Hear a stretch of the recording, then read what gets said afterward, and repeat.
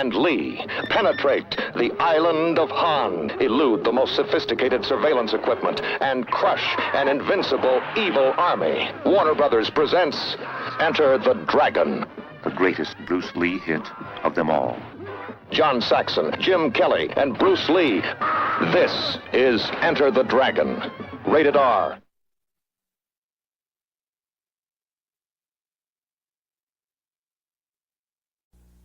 Hey, you got plans coming up? Well, change them. Rearrange them? Because right now you can get one of my large Godfather's pizzas for the price of a medium. No coupons, just say a pizza you can't refuse when you order and get a large for the price of a medium. Order one or a dozen, but say a pizza you can't refuse. Get a large for the price of a medium. Look, I run this deal past this date. I go to the poorhouse, so get off your duff. Now. Godfather's Pizza. Do it.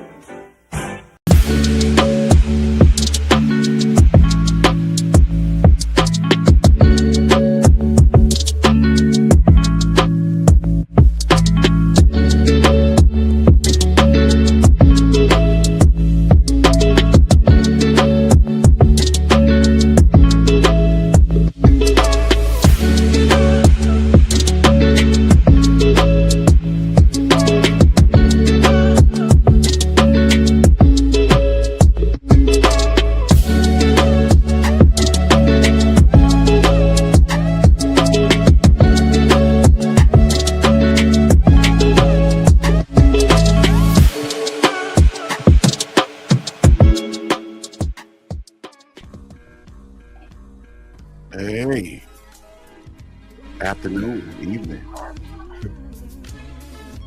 How's everyone doing today? I'm great. This is your host, Al. We're shooting the podcast, or the Donkey podcast, whatever you want to say it. I got Mad Villain Bistro. Shout out to MF Doom, Mad Villain, one of the dopest albums of all time. I got this idea from Omega Fresh, aka Big Nova, aka Brad from Heroes After Dark, because there was a video on their channel and they used it, and I said, you know what, there used to be something called biting back in the day. I said, you know what I'm gonna do, I'm gonna bite this from Heroes After Dark, because those cats got class. Now ladies and gentlemen, if you don't know who Heroes After Dark is, they are on YouTube. Look them up. It is a cadre of brothers, probably more than Wu-Tang Clan. I don't know how many there are. Yeah, we definitely deep like Wu-Tang. They are deep. I'm talking about Sons of Man, Grave Diggers, Wu, Old Dirty, his kids, all of them. Heroes After Dark got affiliates after affiliates after affiliates. They got Heroes affiliates over in Istanbul. But anyway, we are here today, and I'm going to go ahead and lower this up. Good evening, everybody. I'm glad you all joined us. This is the Shooting of Podcast. My name is Al, and with me today are some esteemed brothers. Some people, if you've already been a part of our podcast, you already know. We got Brad. He's not a guest, but he's been on some of our podcasts before. Common Call Crew. We got my man in between me and Brad, Sean, aka Puff Comics 83. Much love and support and prayers for him. We got Jace, his brother, one of the best video game masters of there is.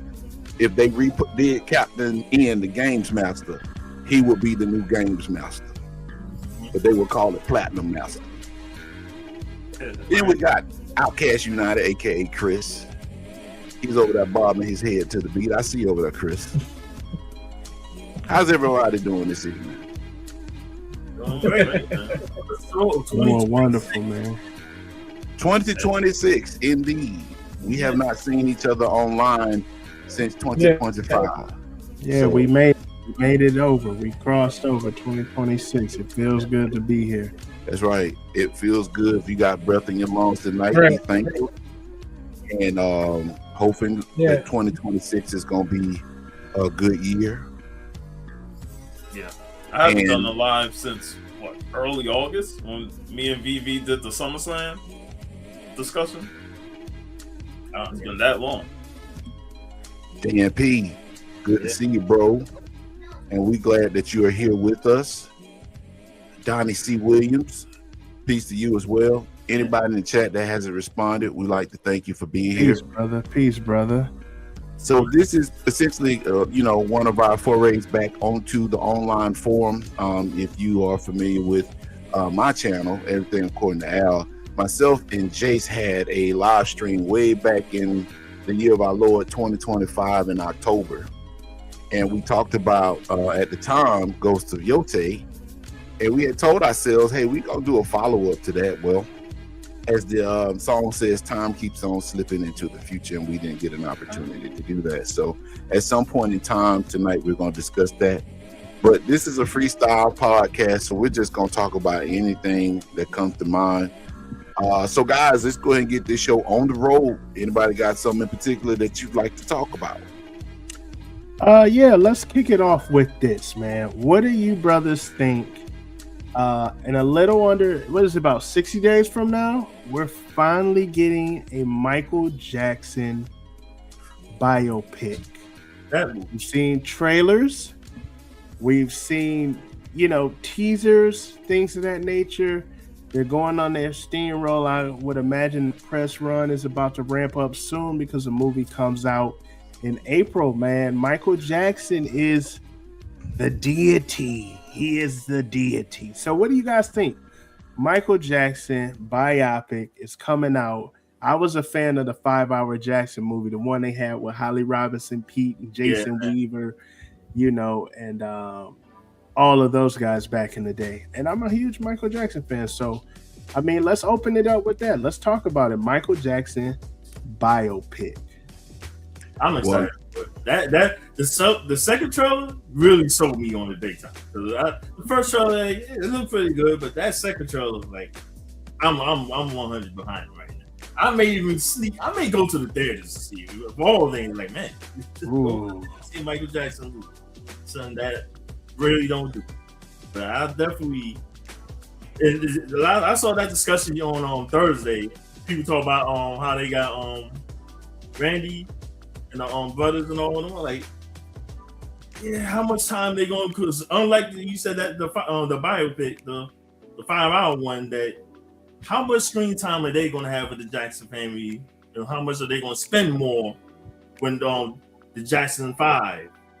And they're gonna. I don't know. They announced the time limit, right? So to my understanding, they're gonna break it up into. It's gonna be 2 parts. So it's gonna be a first part, like up until Thriller, and then it's gonna be Thriller and beyond. So it's gonna be 2-part movie. And I think the other part's coming out next year. So it's gonna be 2 parts. Oh wow, I didn't know that. I didn't know that. Yeah. So then I'm assuming this pretty much is gonna come from with the trailer. What they showed the trailer, it looked like it's up to Thriller, and that's it. We ain't see nothing past beyond Thriller, especially bad. Exactly. So that's interesting. I did not know it was a 2-part movie.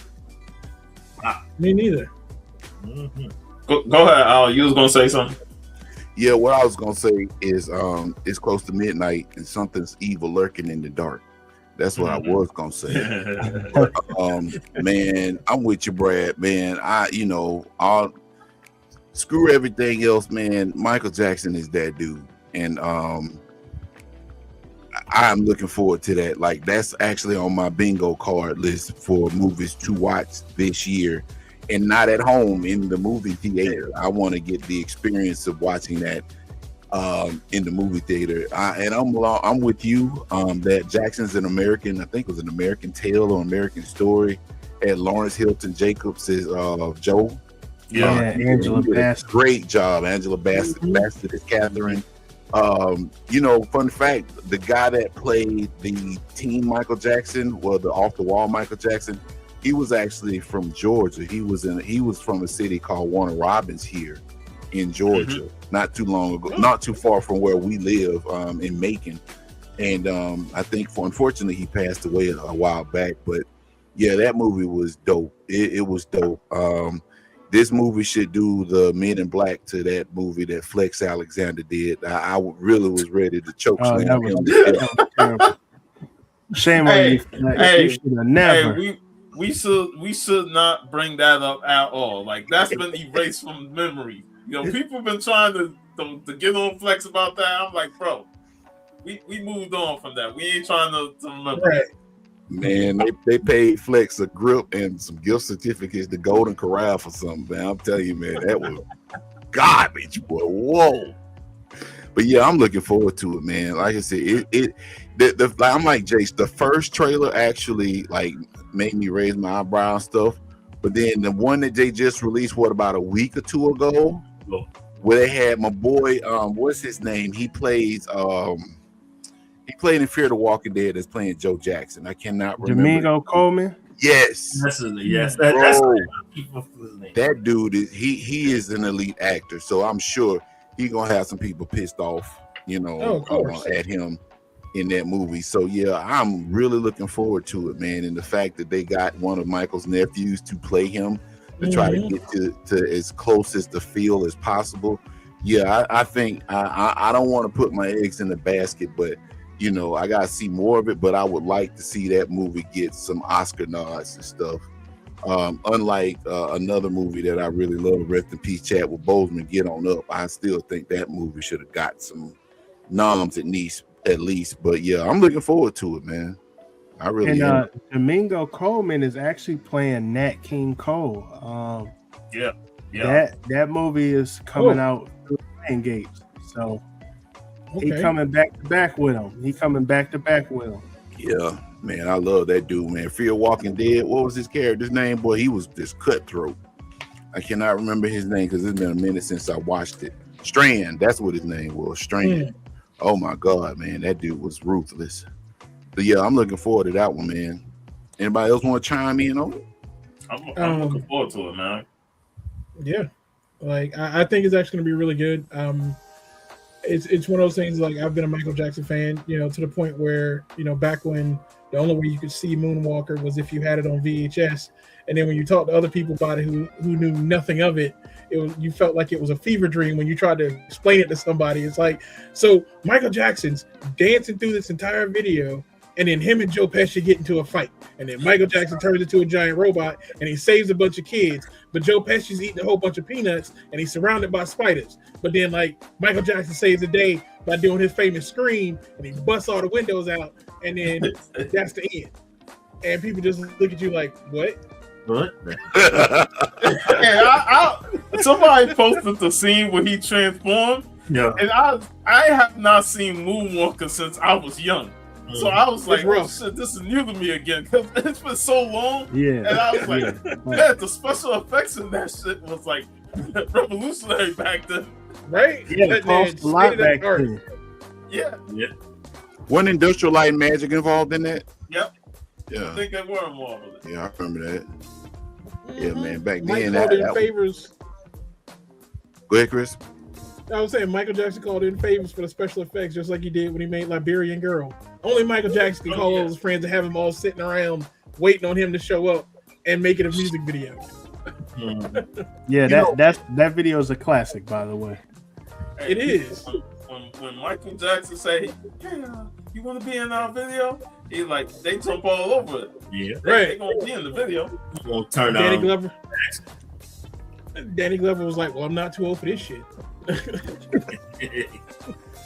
Y'all ever seen that interview? It's made its rounds on Instagram and I'm sure Facebook, where the guys were on a podcast and they were talking about how Michael Jackson was and his aura and stuff, and how he had people passing out at concerts and stuff, and they was talking about that man do a backflip and the stage explode or something like that. Man, they were showing clips of, when I seen that. Yeah, that was really funny, man.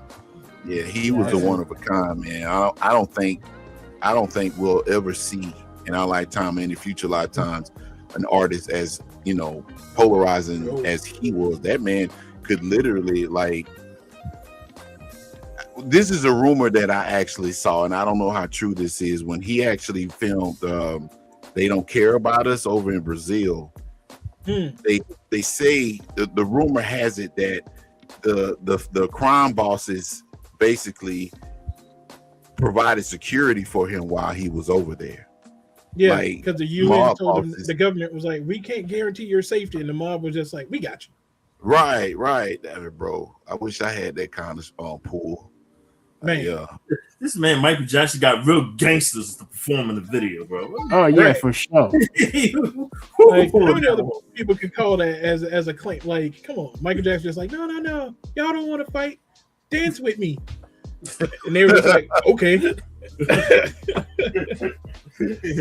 And everybody dancing unison.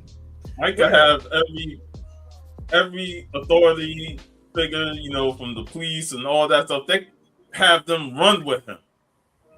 Yeah. Like, and trust me, I know all this because my mom had like 6 Michael Jackson tapes. Like she recorded everything. So I saw all those videos and all the Michael Jackson specials. And Michael Jackson was a force. He was a force. What up, X? What's happening, X? How y'all doing? Doing great. Doing great, man. I know the soundtrack. The soundtrack better be #1 on the Billboard. You know, I'm pretty sure when that movie comes out, man, every last one of his albums are probably gonna recharge. Oh yeah. So speaking of which, since we're on the topic of Michael Jackson, what are you all's favorite? Like, what's your favorite album that he's actually done? Off the Wall for me. Off. Yeah. Yeah, Like, I gotta I go with the always shoulder was a lean. fan. Yeah. I don't have a favorite album. No. I got to go off the wall. I think off the wall too. Man, the feel, the lush sounds for as far as a Michael Jackson solo, off the wall. Group though, Triumph, the Jacksons, masterpiece. I haven't listened to any of their group albums because of all they Can I say Moonwalker? I mean, because legit, like Moonwalker, the soundtrack to that game was dope. He had that was tough, you know. Yeah. Yes, you can say Moonwalker, sir. That's my favorite. Okay. Can't beat Smooth Criminal. Yeah, I lean towards Off the Wall. At first, you know, when growing up, Thriller got played so many times, ad nauseum. But then when I look back and listen to Off the Wall, it was a much better album. Both albums are great in their own respective ways, but Off the Wall musically is just better. And one of my favorite songs on it is I Can't Help It. Like, oh God, bro, that song is just, I could listen to that song over and over again and never get tired of it. Written by Stevie Wonder, by the way. Right. Yep. Yeah. And when you said Triumph, I love Triumph, but Destiny is right there with it. You know, like Destiny is the Jacksons Off the Wall, and Triumph is the Jacksons Thriller. You know, when you look at I can see that. You know, Triumph has some, man. I can't think of a skip on Triumph. The whole joint, right? You can ride the whole thing out. Didn't Triumph have "Can You Feel It" on it? Yeah. Yep. Yeah. I like that video, boy. They had super video. Right. Jack's Golden Gods. And that was a super powerful record. Like if you go and listen to the words and stuff, that was a super powerful record. Oh yeah. Yep. Dan said whatever album Billie Jean is on for me. That's Thriller, man. Yeah.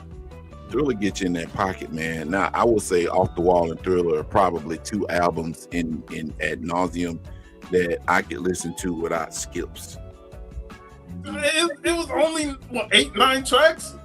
Right. They better be Right. No, but yeah, man, there's some albums out there that's got 8-9 tracks, and I can't get through them all the way, man. Like, no, bro, I got to First Bone CD. Well, their first big CD, 8 tracks. You said Bone? Yeah, that first Bone CD, it only had 8 tracks, and you only listen to 3 tracks.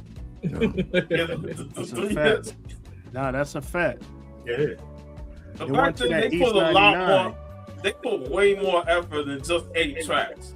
You know, you buy a record, you listen to all 8 tracks of it, and it's like, damn, that was some good ass music. You know, you can run it back, and it's not really a skippable song. There's some long songs on there, man. 4 Yeah, some LP extended remixes. Like, I mean, Mo Cheese. That's the best song on the CD to me. Ain't gonna co-sign. But for me, Thrill is my favorite one, man. And I'm gonna tell y'all the truth. The Invincible album has grown on me over the years. Because that comes with age. That comes yes, with life. You know? It's as you one of grow the up, things. get older, it hits you different. And let me just say this too. I mean, since we're on the topic of music, and I have to be very transparent with this, I am a huge fan of A Tribe Called Quest. I love them boys with all my heart.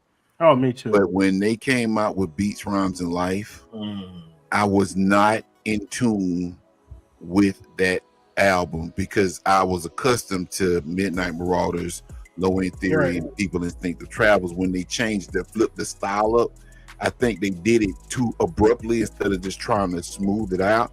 But I can say now I could listen to that album more objectively than I did back when I was in my early 20s or mid 20s or whenever that album came out. I bought that album. I was working at an arcade.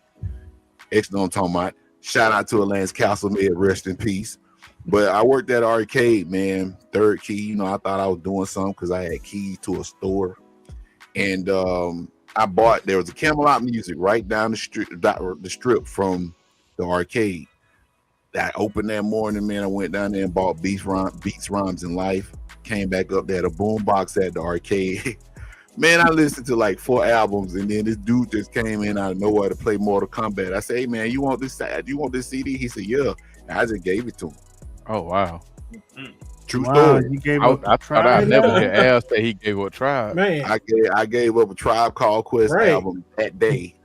God's my witness, man. But I can listen. It was a single. I guarantee you, what turned you off from that album then was the single, because that joint for me, the joint with Faith Evans, I was just like, talking about Once Again. Was that Once Again? No, I think it was Stressed Out. If I'm right. Yeah, it was Stressed Out. Yeah, it was Stressed Out. You're right. I wrote with Stressed Out though. It was a good song. But man, at the time I wasn't stressed out. I wasn't either, but I still rode with it.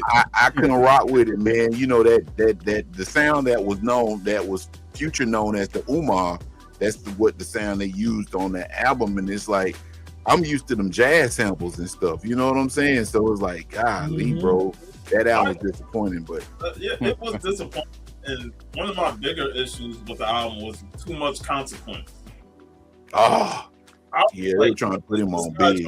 They trying to like move Fife to the side and elevate Consequence, and I was like, nah, bro, give me Fife Dog. Yeah, no, that consequence is like, you know how a good team just keep giving a player a ball. Yeah. He gets a little 22 points, a little 25 points, but you be like, ooh, that was nasty. I don't know if I really care for that performance. That's kind of what it was. For that, but Al, what do you think about the final Tribe album? They all came together post Fife's death. What do you think about that? I loved it. I thought it was incredible. First listen, I was like, oh shoot! Like the first time I listened to it, sometimes y'all let me know if this is when you listen to a new piece of music, whether it be an album or a song.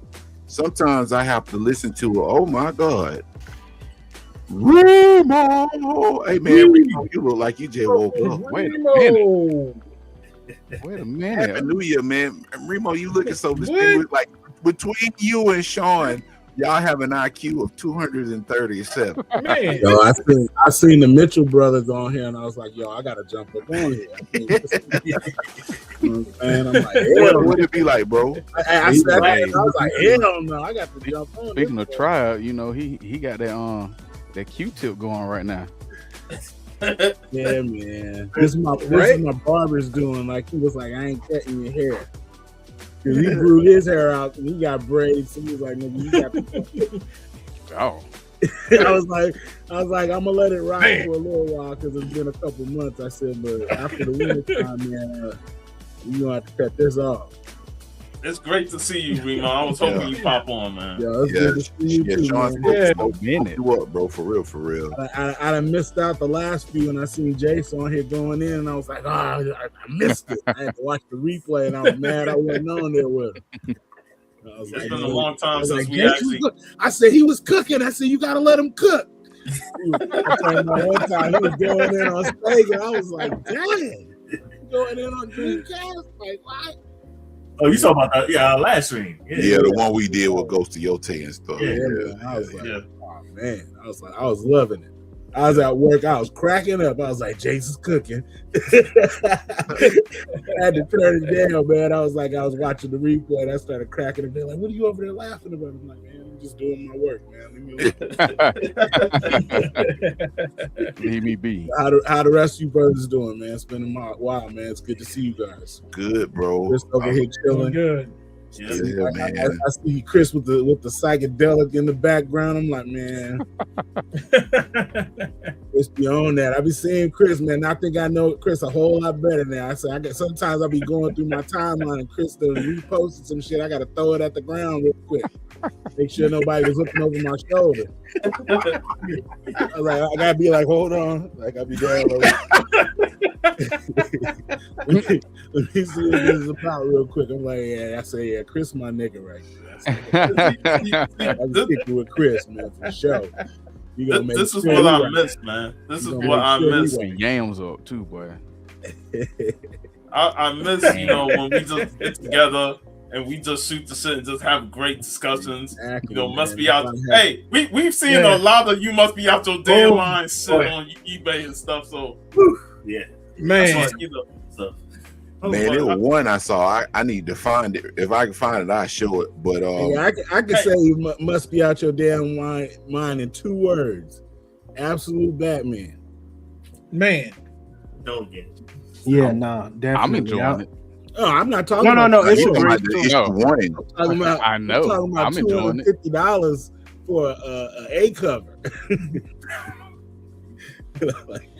Like we're not talking about a 1 in 1,000 or right. We talking about fucking the 10th printing is almost in triple digits. Yeah, million copies sold or 10th printing. Yeah. You know, the last time we seen that was Ninja Turtles. Yeah. Oh man. And it's crazy because it's up there with some of the Ninja Turtle titles. I'm okay with it. Mm-hmm. First print. I'm okay with it. It's like I'm okay with that. Like, I love it.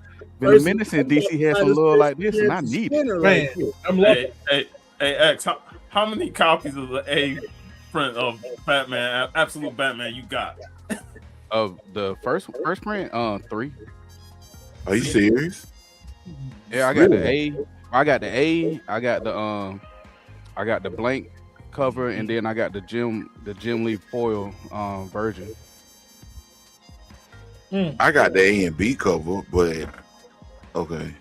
Mm-hmm. And the blank going for almost $100 now. Yeah, because people trying to take the blank I got cover a blank off. number 1 and it didn't have the A cover behind it. Mine did, but I was, I got the blank so I can draw on mine. So right, I don't know if I'm drawing a bit now. Right, I had grabbed a couple of them when it first came out, and then they were like, and then recently I just get them and I put them away. Yeah. I read the trade, and then they were talking about that book had the A cover was underneath the blank, so I went back and looked, and I'm like, I ain't got that. Some of them got it, but even when you take the blank off, it's still a space in the staples, and it doesn't have the barcode on the back either. So that's how a lot of folks get caught up in that, but I ain't have to worry about it. Speaking of which, Brad brought up something that we can discuss. Since we're talking about Absolute Batman and stuff, and current comic book reading, collecting, and all that matter. Like, what are you guys buying and stuff? Because I know I haven't really bought no new comics in over a year, like since 2024. So, what you guys been up to when it comes to the comic book buying, reading, and stuff like that? I'll go first, but before I say that, let me answer Brad's question real quick. But when I first heard it, man, I had to really absorb that album, that Last Tribe album. But I love it, man. It's a lot different from the previous outings and whatnot. But I enjoyed it, man, especially before Phife Dawg passed. I'm glad they were able to get that together before he passed. But in terms of what you just said, Sean, I'm finna show y'all something that's probably gonna make Chris's brain bleed. Damn.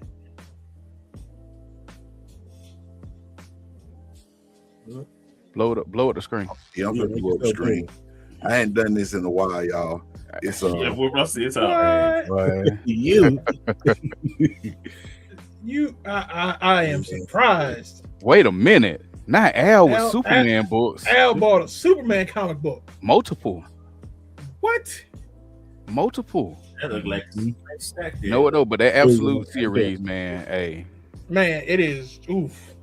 The Absolute series is great. Hey, I'm loving it. Hey, show each cover. You know what, man? This thing got me going backwards. Hold on. He trying to fly through it because he don't want nobody to see that Superman on his page. Yeah. Right. You know what? Thanks to you, man. I am not ashamed. This book is fire, bro. I'm not lying. Man. I mean, I collect Absolute Batman. Yeah. Y'all know I hate Batman. What I don't hate. I'm sorry, Superman. But I was gonna say I ain't never heard you hate Batman. No, I got him confused. Hey, after reading Absolute Superman, now he hates Batman. He's like, no, I don't, because I collect Absolute Batman, Superman, and Green Lantern, and I'm still on the X-Men and stuff. But when I tell y'all that Absolute Batman is the business, all of them are good, but that Absolute Batman is the business. 1,000%, 1,000%. Real talk. So I don't read DC, and I've been reading, and I'm like, man, I needed that. The hype is real. If you have not read any of those books, if you're in the chat and you might have been curious about it, the hype is real, man. Get the trade. They got the trade. Yep. The trade's out right now. Real quick, I got a story. So I know y'all remember when the Akira Batman, Absolute Batmans came out for the New York Comic Con. So I had a buddy there, and he got a stack of them. So I think we got them like Thursday afternoon, and I'm over here. I'll sell them for $90 a while. Had 3 in my box. Somebody hit me up. They like, let me get one. I'm like, I need $150. They paid me. And that book worth about $600-$700 now, and I only got 1 left. Yeah, and I had like 7 at one point. That's why I don't sell shit. Wait, if you go back to my Instagram page, I might have took it down, but man, I was pumping them things. I'm like, I got 7. But you still came up right now. Yeah, no, most definitely. So you all right? Yeah, most definitely. And I'm gonna take don't get FOMO now. You had them, man. You got one. I keep it. Just keep it. Keep that one underneath your hat. You know what I'm saying? And my buddy go to CGC, and he was like, "Man, this might be a 9.9," but I'm like, "Nah, I don't want to get no books graded. I ain't." Yeah, whatever. We just gonna keep that bitch so it don't get bad. Yeah. Guarantee it don't mess up. Yeah. But the beauty of it, though, I'm pretty sure that book ain't gonna it's not. I don't believe it's gonna hold its value like that. It more than likely is gonna drop over time. But yeah, at the present, man, get your money up, bro. I ain't mad at you. Listen, I there's just don't one think way. it's gonna go that long. That's the only thing with me. I think it's gonna run its course story wise, and then that's gonna make them even more valuable because they're gonna stop. You got characters that they haven't even introduced. Nah, that's true. Oh, that's man, true. that Joker was bro. Oh my God, the Joker story, that whole joint is crazy. I was like, I need every Joker cover they got. And when I go to MegaCon, I'm Jock, Snyder, all those guys. I'm getting all the signatures I can get on there because I've been collecting it since it first came out. But there's one way that book goes even higher, and that's if James Gunn got the nuts to turn that into a film. We ain't gonna see that no time soon. No. Yeah, I'm we just don't even saying. know who's gonna own Warner Brothers, so I'd rather it just be we got a minute for that. Yeah. If Netflix get it, it won't even matter if it go to the movie theater because it only be in there for 17 days before they pull it and put it on streaming. So that'll defeat the whole purpose of making a movie. No, that's a fact. That's a fact. That's a good one. That's a fact. I mean, I think it'll level out, but I don't think it'll drop. Right. I just don't think it'll keep going, pushing past, but until something else happens. But I never thought this would be bigger than the quarter hours. Yeah. I didn't think that. I didn't think it'd be bigger than Hush. I didn't think it'd be better than Under the Red Hood. Like, I mean, it's so many issues in it. It's getting better. That's the thing. Right. Yeah. Better. You know? That story arc with Bane was bonkers. Man. Yo, I was just about to say the action is bananas on that. Yeah. Bro, that I joke. just like that he's And he's still here. I like his story on there. He's like, still here. The Joker, hey, motherfucker, kill me. Don't put me in no damn jar and show me how you off everybody. No, kill me, Right. bitch. And just the simple fact that Don't you RoboCop to me. the way and I mean, you know, I'm not like I'm familiar with Batman. I've bought a few of the previous, like, you know, Dark Knight's Metal and all that kind of stuff, but just the way that they revisited and how they changed up Killer Croc and Two-Face and how they actually gave them their personality of who they are, but they went a whole totally like the Penguin. The way he did the Riddler, boy. Right. What? Man, I mean, the whole absolute universe. When you look at it from the entire standpoint, that this is literally a universe created where there is no hope because it was entirely created in Darkseid's image. Like not just Superman and Batman's comic books, like Wonder Woman, her being the Princess of Hell, being raised where even the word Amazon has been erased from the vocabulary, so she wouldn't know where it's coming from. The psychedelic aspects of the Martian Manhunter comic book feels so much like you're reading like a 70s acid trip at times when you're going through that comic book with the way the colors pop. It's and like then, Silver Surfer Black. Like, right. And then the whole take with the rogues, with the Flash, and the aspect of how they're doing it, and it's like they're moving it all forward, but they're not worried about creating a Justice League, even though there is that evil Justice League there. But it's one of those things that when DC Comic relaunches stuff, just like with Marvel, there are certain characters that eventually gravitate to each other. You know a Justice League is originally going to form, and this is what's going to happen.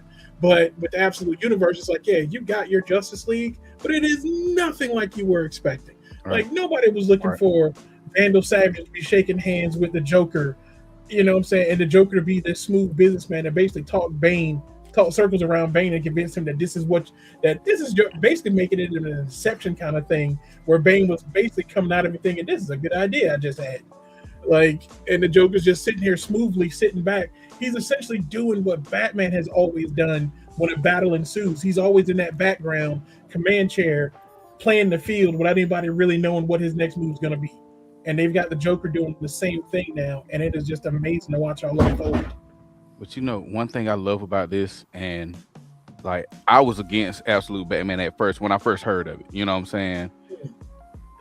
I started thinking about it after I read the first 5 issues. You know what I'm saying?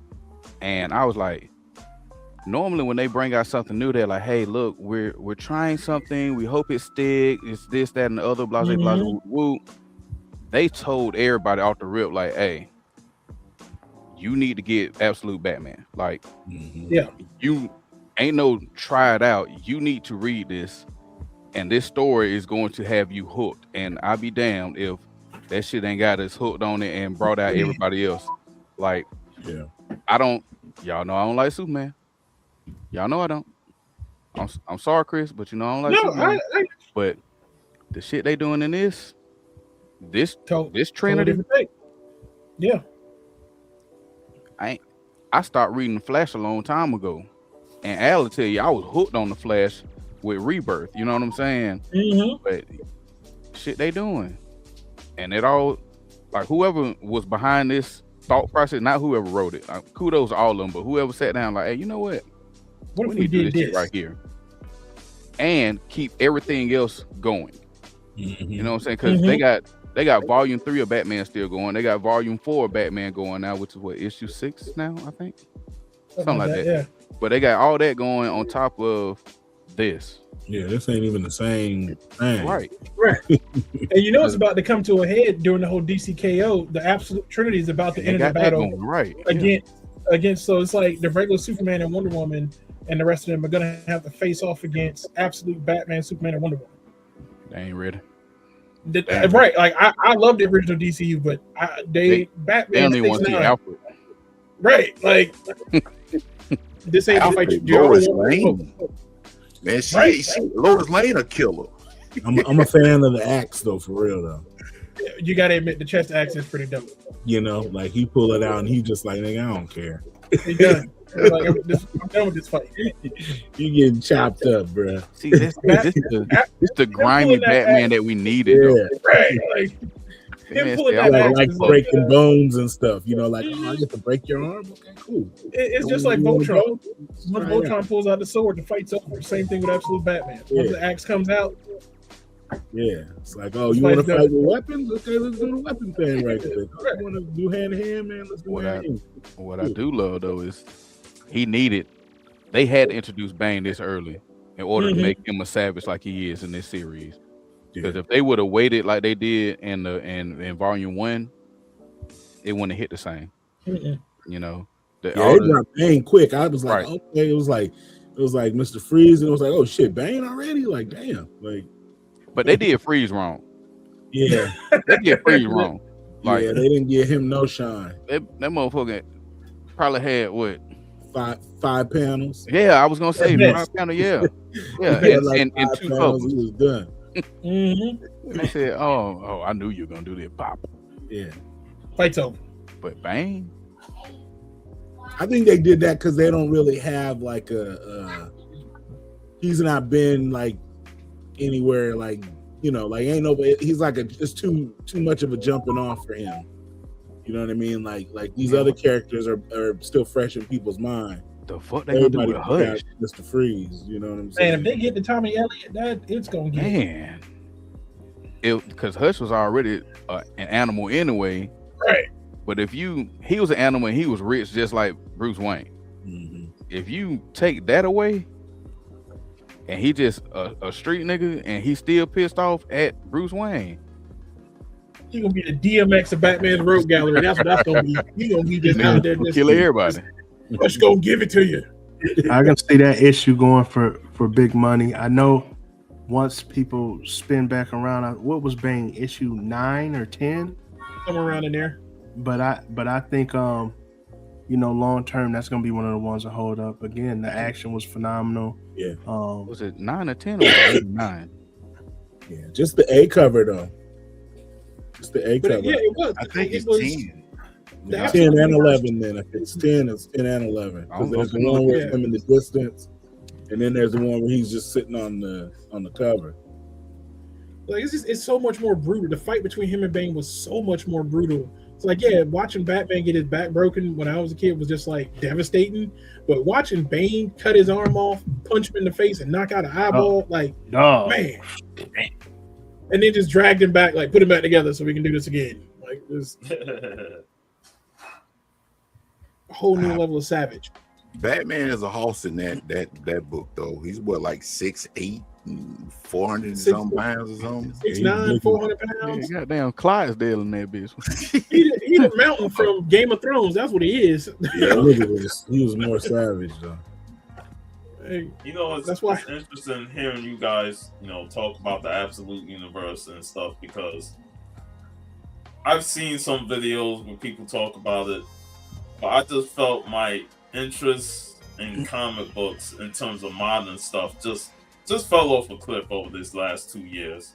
That I just didn't really have the passion to want to read all that stuff. Even as interesting as it sounds, it's just like I really just don't have no interest in reading it, because even as great as it sounds, and the stories is great, the villains are great, and just a whole different take on Batman, Superman, and all that, it still can't draw me back in, because I just been kind of turned off with comic books in general.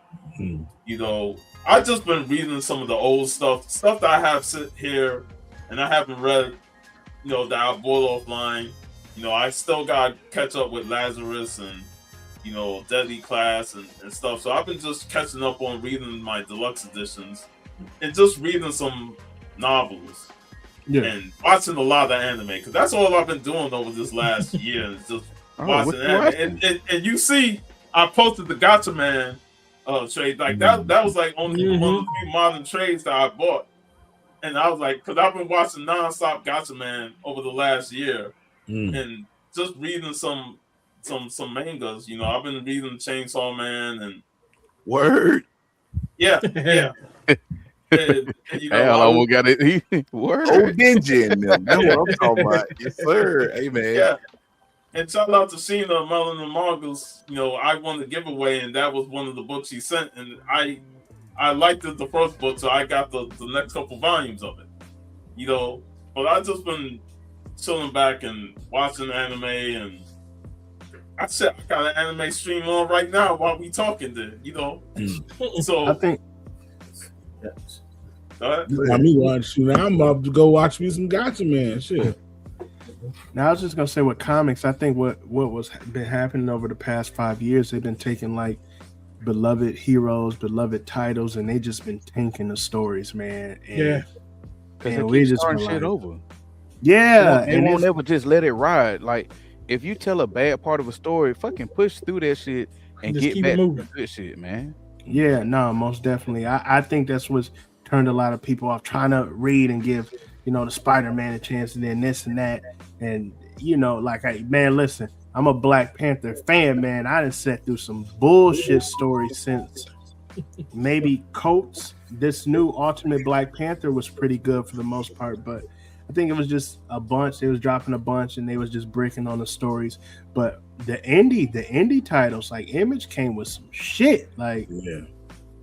But the that's been Image thing for a minute now. Yeah, they've been coming out. I mean, it's been a minute since it ended, but They're coming out like No Limit. They be Right. releasing all kinds of shit. And you just like, what shit? Glad you brought that up.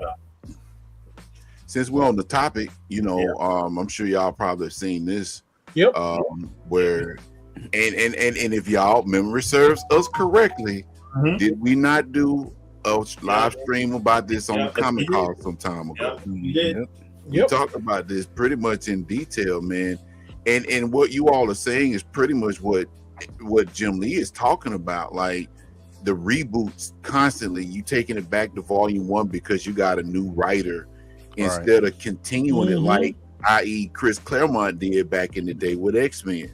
That's why I feel like so many people are enamored with X-Men, because that was long form storytelling that didn't require 2 or 3 writers to jump on. Marvel said, hey, you got this? Yeah, I got it. Now, was everything Chris did gold? Nope. But a great deal of it was to where it structured the X-Men to where it is today. Nowadays, you have 30, 40 issues of a book, maybe 36 issues of a comic, and then they'll start back over again. They ain't even making 30 issues no more. Only with 20? Right. The longest one was maxi series. Yeah, I was gonna say the longest series I can recall is Cody Ziegler doing Miles Morales. But outside of that, man, they was giving folk 15, if that, 7 issues. They ain't even move on. Long, yeah. I mean, they just restarted Iron Man again. His new number one just dropped again. See, that's crazy. What's this, the 80th number one that he's had? Right, but then it's like legacy number whatever. It's like I hate the legacy. I don't like that either, man. That's whack. That's whack as hell. Hey, nothing worse than when they go back to the legacy number for a big anniversary, and then 10 issues later they restart at number 1. I'm like, what the fuck? Yep, I don't like that, man. Yeah. But according to the article, Jim Lee said the stories told in Japanese manga and anime are incredibly powerful. I often find myself wondering what is missing in Western comics and why they aren't able to achieve the same flavor. We know why, because they keep rebooting the shit every chance they get. That's why. They also got too many chefs in the fucking kitchen. Yep. That's true too. Because with the mangaka, you basically have that one writer. Right. And they typically mangaka they call them mangaka. I'm sorry. They write, and in most cases they draw the manga simultaneously, so they have complete control. Now they do have like they Todd McFarlane in it. So what now, X? They Todd McFarlane it when he did Spawn. Yeah, or Eric Larson when he did it, Savage Dragons. From what I understand, Eric Larson's written Savage Dragons since the 90s. Right. You know what I'm saying? So when you have that, when you got that one person, whatever the ideas are, be it good or bad, is still that person's vision.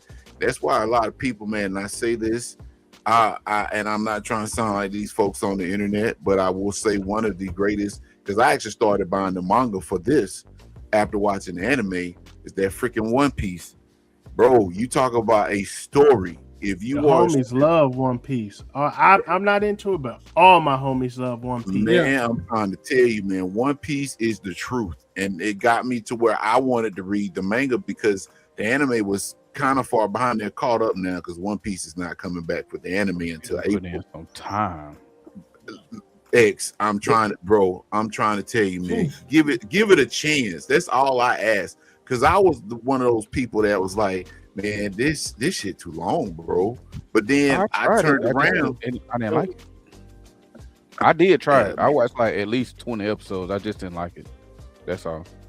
I got you. But I'm gonna be honest with you, man. It gets really good after this one. I ain't gonna even front. I mean, I liked it from jump, but the story really gets to cooking after around 30 or 40 episodes. But that's the biggest problem with American comic books, bro. It's not consistent. They can't keep a person on a book and let it ride to where it has substance behind it. I'm gonna give you an example. Jonathan Hickman came with the funk a few years ago with the Krakoa era with X-Men. And that, in my opinion, was one of the best story arcs that the X-Men had been in a long time. He was on that book for maybe 3 years, and then after that, they dropped. He left the book. He went somewhere else, which was mistake number 12. And then maybe a year or two after that, they decided that they wanted to erase everything that he did. Now the X-Men had their own island. Krakoa was their own mutant island. They had their own infrastructure. They had their own currency. They were actually dealing in pretty much pharmaceuticals because they were growing plants that had medicinal properties. They had their own economy, their own GDP. But then all of a sudden they go through this stuff, humans trying to kill them, and they go back to the status quo where some of them living, like Storm went to Atlanta. No joke, she did. She moved to Atlanta. Yeah, that's how that new Storm series. How they ended it, What, Brad? No, I'm saying that's kind of where the new Storm series start off at. Is her in Atlanta. So. Yeah, it's her in Atlanta. And I want to say one team went to Canada. It was somewhere up north, and then another team went to the Midwest. And it's like, bro, they had their own freaking country. You had to be a Storm living in Kennesaw.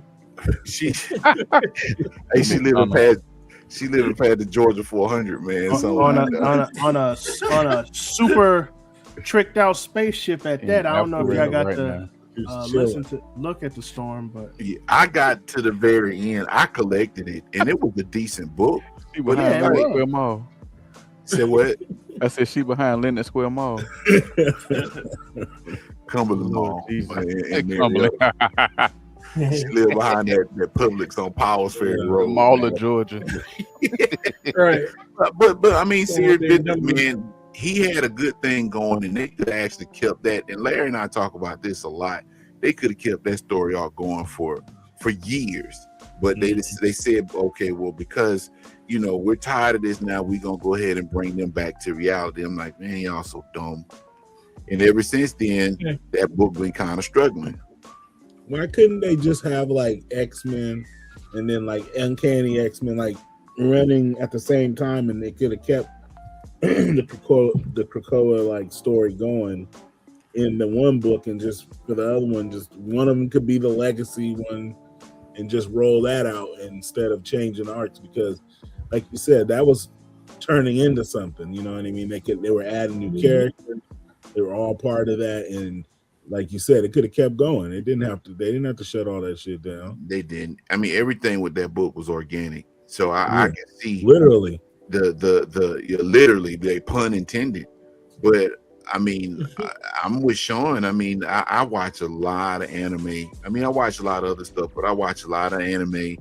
Like I said, I read the One Piece manga, and I still collect comic books. But if you are really in this mindset as comic book readers, along with being a collector, manga is not a bad option. And then they got so many different types of manga out there, bro. Look, they got a manga out there. They got several. Joker's playing soccer. They got this one called Blue Lock. Yeah. And they sitting there at this facility that actually trains up dudes to play soccer for the national Japanese team. And I'm sitting there like, oh my God, man, that kick was dope. I don't watch soccer like that. Shout out to Matt, but it's like, bro, I don't watch soccer like that. But they can take an anime based on trash, and it's dope. To my Gachakuda. Gachakuda. Oh my God. Oh my God. See, you already, bro. You know I know, but Gachakuda, man, y'all need to, bro. That is, man, the art style is amazing. Yeah, my daughter, she be in all of that. She got a shelf full of like manga, and then every time we go to the mine too. And I'm just like, the stuff she be going from horror to like you said, the one where they play. Hers is the one they play volleyball. I forget what it's called, because she's in the volleyball. So there's like a volleyball, like a kid that he's like in junior high, and they're like crosstown rivals, and he ends up going to both schools. Like, is it Hiyaku or something like that? Yeah, exactly. That's it. Bro, man, I'm on bad. Look, bro, all I need to learn to me is some more Japanese. You know. Shut up. Bro, here, man. I get arigato gozaimasu. Like, bro, I be walking around here talking Jap. Like, y'all gonna have to have subtitles. I plan on going I do it. Hey, bro, I'm telling you. But man, I'm telling you, but that's and I hate that because they already know, because this situation regarding comics and manga, it's been a long-standing issue, because like I said, we did a live stream about this maybe 3 years ago. I don't think it's a problem, but I think it's like you guys saying, like it's an option.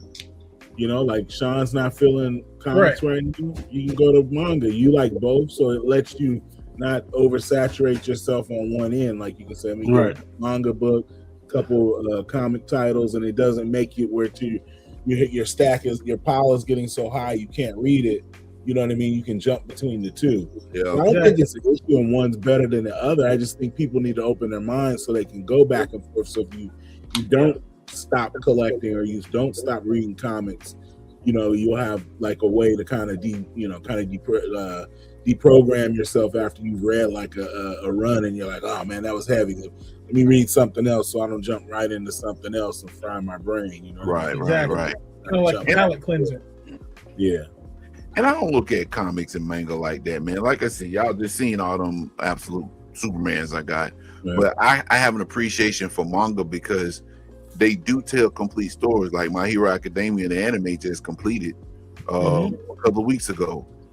It's complete. I can go back from season 1, watch it all the way. And I mean, if I collected the manga, I could do the same thing. I could read from volume 1 all the way to the last chapter, and I got it. You know what I'm saying? Hell, Dragon Ball Z, same thing. Can't wait. Oh my God! You know that's super coming back, bro. Galactic Patrol. Been 20 years, sir. No, it's been. No, it ain't. I think it's been like almost. It's about 10, 11 9, years. Though. Yeah, because I think Super came out in 2015 or 2014. The final, I forgot what year was the final of Power Tournament. I think it was like 2015 to 16. Turn up Palmier, that doggone Jiren. Yeah, that TOP was still young. It felt like yesterday when I was watching that shit. Time is fun. Hey man, I can't jump on. I remember my little cousin used to be watching it all the time. It didn't feel like yesterday for us because we still feeling for that watching shit. all that stuff, you know, when it was coming out. So and you go back to it. That damn Jiren. It stopped on a cliffhanger, right? Nah, actually. They ended it, but they started they went to another story arc, but it never got put to anime. They just stopped anime altogether. They ended it basically talking about you want to train like they normally do at the end of every arc. Pretty much. They left it open to go back, so they're supposed to be coming back with the story that they left off a few years ago from this dude named Moro. And then Granola. Yep, Granola. You know, all the Dragon Ball characters got food names though, man. Kakarot. And you got Frieza turned into a nigga. Oh yeah, Black Frieza, boy. You talk about it. You talk about that double being racist, boy. He done turned black. I'm talking about you done sat here and monkey this, monkey that, monkey this, monkey that, and then your strongest form is a monkey. Shut up. Yeah. You know that's so crazy, man. He is ironically racist because it ain't like he's supposed to be racist, but he actually racist. Monkey. You monkey, like what? Monkeys. I tell you, man. But yeah, man, that anime manga, comic book thing, man, and that's a good point you made, Remo. Just to have enough options. I love it, man. I ain't gonna even lie. Like X said, that Gachakuda is amazing. I'm gonna have to look that up because, yeah, I've been reading the trades of different. I'm reading the Absolute Batman and then the Rook stuff from Image. You know what I mean? The what do you call it? Like I just went blank. Geiger. You know what I mean? I've been reading Geiger. Yeah, Geiger. Geiger. Yeah. I was collecting Geiger, man, and I kind of fell off on it. You were, yeah.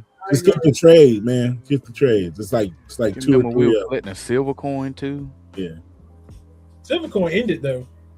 Yeah, I know. I'm just saying, like, And there's Geiger so many keeps different going, man. I'm images behind that came on out. Geiger. Oh yeah, Sure. man. The Deviant was pretty good. I don't know if y'all read that about a Santa Claus serial killer. Oh yeah, Pretty good. yeah. No, I missed that one. That there's was on Image one. too, right? If I want to see Santa Claus serial killer, I'll just watch Silent Night, Deadly Night. Yeah. It was like that, yeah. I heard about that one. Yeah. Yeah, the Deviant was pretty good. Yeah, they got some good titles, man. Like I said, they got that whole horror thing. Then they got the Ghost Machine stuff. Like, you know what I mean? Like they have some. But going back to what Al, when you were saying about like, or X, when you were saying like Todd McFarlane and making Spawn and stuff like that. But that's kind of with these artists with these Kickstarter comics. Like, it just has to, like you said, the stories have to be good where people, latch on with that character. Like, like they have to draw it good and pull people in, and then the stories have to be good. And then you'll get the same thing. Like, people only go to like DC and Marvel because they know the characters. Right. But like you guys said, if it's not good, it discourages them. And then like Puff, I'm not even gonna read it no more. The Image is putting out new titles from new, it's also the different community artists with and writers. So that's why it feels like No Limit, because it's all these different albums dropping. Yeah. It's like, well, let me, where do I jump on at? You got to pick one Great and then analogy. get some other ones. You know what I'm saying? So I like that about Image, where they're Fiend and damn Snoop out giving there. out enough titles and you can kind of sift through them and figure out which ones you want to read. Yeah, for sure. I think the old guard need to embrace some of the new dope writers too, and give, not even from the comic realm, but like fill some of these other guys out that's not in the comic. Because I'm reading like, just regular book titles, and there's some great writers and storytellers out there. And I'm like, you got to pull some of these guys in and say, hey, have you ever wrote a comic? What they need to do is stop trying to make these new writers write in their style. Yes. Yeah, That's what they need to do. But look at Daredevil. Daredevil keeps going, and they keep changing writers and artists. Like, you know what I mean? You don't even notice, unless you really read it. Like, there's different writers. It's not the same ones. You know what I mean? So, I mean, that could do the same for all comics, but they choose to, it's Spider-Man. Let's start it over again. Let's start this one. This not Amazing Spider-Man. This is Spider-Man. This is Spider-Boy. It's not Miles. It's the second go. It's like, come on, man. Like, I'm not trying to keep having to spend money and add more titles to my box. Like, you know what I mean? Like, reading Spider-Man, I don't want to have to stop and read if Amazing Spider-Man. I don't want to stop and have to start up on the new ones for Spider-Man. You know what I mean? And then Spider-Boy, it's like, man, come on. I'm good. And then that's why I haven't really been messing with Marvel. When I got back in the comics after a couple years off, I jumped back in with some Marvel and DC, and this is when New 52 started. So I was like, all right, now I gotta jump on point, because with DC, like, I read Batman and Superman and stuff, but I never really like focused on the other characters. Hell, so I was like, now the only two you had to read that were good in New 52. I'm just saying, it gave me an opportunity to read some other characters at the starting point, as opposed to jumping in the issue like 300 of Flash or something like that. And like, it gave me a starting point to like, let me try out some of these other characters that I don't really follow that much. So, that was around that time where with New 52 and Marvel and stuff, I said, you know what? I read the trades, and I liked some of the stories that I'm reading of what Marvel was doing with Captain America and stuff, and that was with Ed Brubaker. And I was like, you know what? I'm gonna read his indie titles. You know, the stuff that he was doing with Image. And that's when I started realizing I need to separate myself from reading the characters and more of following the writers that I enjoyed their work on said character. That's how I am with Chip Zdarsky. I follow his writing on, multiple characters and stories and stuff. Because I felt that what took me out of the comics previously was after that whole Brand New Day shit with Spider-Man, I stayed with Spider-Man. And this was when they was doing 3 issues a month. And then I'm looking at myself, I'm like, why the fuck am I still buying Spider-Man when I'm not really enjoying these stories? You know, like, I'm a big Spider-Man fan, but I'm not enjoying everything because of what they did with One More Day. And that's like, let me just take a break from comics. But this shit was getting expensive, and I'm like, man, I don't need to buy all this stuff. So let me just take a break. I took about 5 years off for buying comics. I came back and I was like, you know what? I'm just going to focus on not the characters, but the writers that I enjoyed their stuff when I was reading it at that time. So I just only focus on specific characters, but I more focus on the independent work. And this was when like Saga came out and other books, that Image was putting out. And I was like, yo, I'm enjoying this. And these were shorter runs. Like, you didn't have these long 20, 30, 40, 50 issue runs. Like, nah, they had a beginning, middle, and end. Did you mean Rebirth instead of New 52? Huh? Did you mean Rebirth instead of New 52? New 52. Because Saga was around Rebirth. No, it was a little bit before. It was before Rebirth. Saga came out after we had got back. Remember Saga had they did 6 issues, take 3 months off, 6 issues, then 3 months off. So it kind of extended it out, But because Saga, I want to say about 2013 when it came out, or 12, 13, one of those years. But I just said, I'm just going to focus on these indie writers and independent work and less on Marvel and DC. I would jump in here or there with Marvel and DC, but I'll focus more on the writers and the artists that I like. That's kind of how I'm treating the whole Absolute. Like, these are for characters like that I never, because you guys know I never really did the whole DC thing. You know what I mean? I never really picked up any titles in there. So I started with Absolute Batman. Been reading that, the trades and stuff, and then and I've been collecting it, but I read the trades, and then like Chris was talking about the Absolute Martian Man. Just from the art, it makes me want to read it, so I'm gonna start reading that one, and then I kind of want to test out when they come out with Green Arrow. You know what I'm saying? The Absolute Green Arrow. Then I want to try and jump on with that once that starts up. So, that as a person who don't read DC, so exactly. So you got me 3 titles right there. So they're gonna do their job. I'm gonna go back and buy the issues for the Ultimate Martian Manhunter, and then I'll buy the trades to kind of catch up on the reading. Just because some of those covers are dope as shit. Yeah, I enjoy Kill or Be Killed. That was beautiful. I'm mad because I ain't get a chance to finish it because I need 18, 19, and 20. Hey, let me check. I might have dupes in some of them X. If I have, I'll let you know. Yeah. But they have like a it ain't the same. A hardcover? It ain't the same. But it has like all the issues in it. Yeah, it's like an omnibus. Yeah, the deluxe. It ain't the same. Not the same. It ain't the same. It ain't the same, brother. Man, touch it. Look here, man. It was a time during that time Killer Be Killed came out. The independents were in their bag. Image was putting out some good stuff, man. Jonathan Hickman had a book called The Black Monday Murders. Yeah. And Oh. it never. I hate that man. I love him because he is an excellent writer, but that it never completed, and I hate him for that. Jonathan Hickman, you can only read him in hardcover omnibus format. Reading him in singles is a struggle. It's like you got to have it all in one package for you to really get Jonathan Hickman's style of writing, because he's a long form writer. He writes for the long time. He's not like couple issues and then move to the next one. Like, nah, he writes long form. Well, maybe And he need to I write love more. that when he left X-Men, I was like, nigga, you just got me into this. He need to go back to Marvel. You know, I hated him for that too, Remo. When he left the X-Men, bro, that Powers of X and how Powers of X, because I was like, man, you done got me invested in this. Amazing, bro. But I mean, back then, like I said, when that came out, man, you had the book Redneck, which I was buying. Donny Cates was doing that one.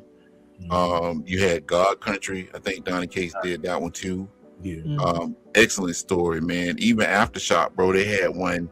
I cannot remember the name. I don't have my phone near me, but it was an apocalyptic world where animals actually gained sentience, and it was great, man. There's some good.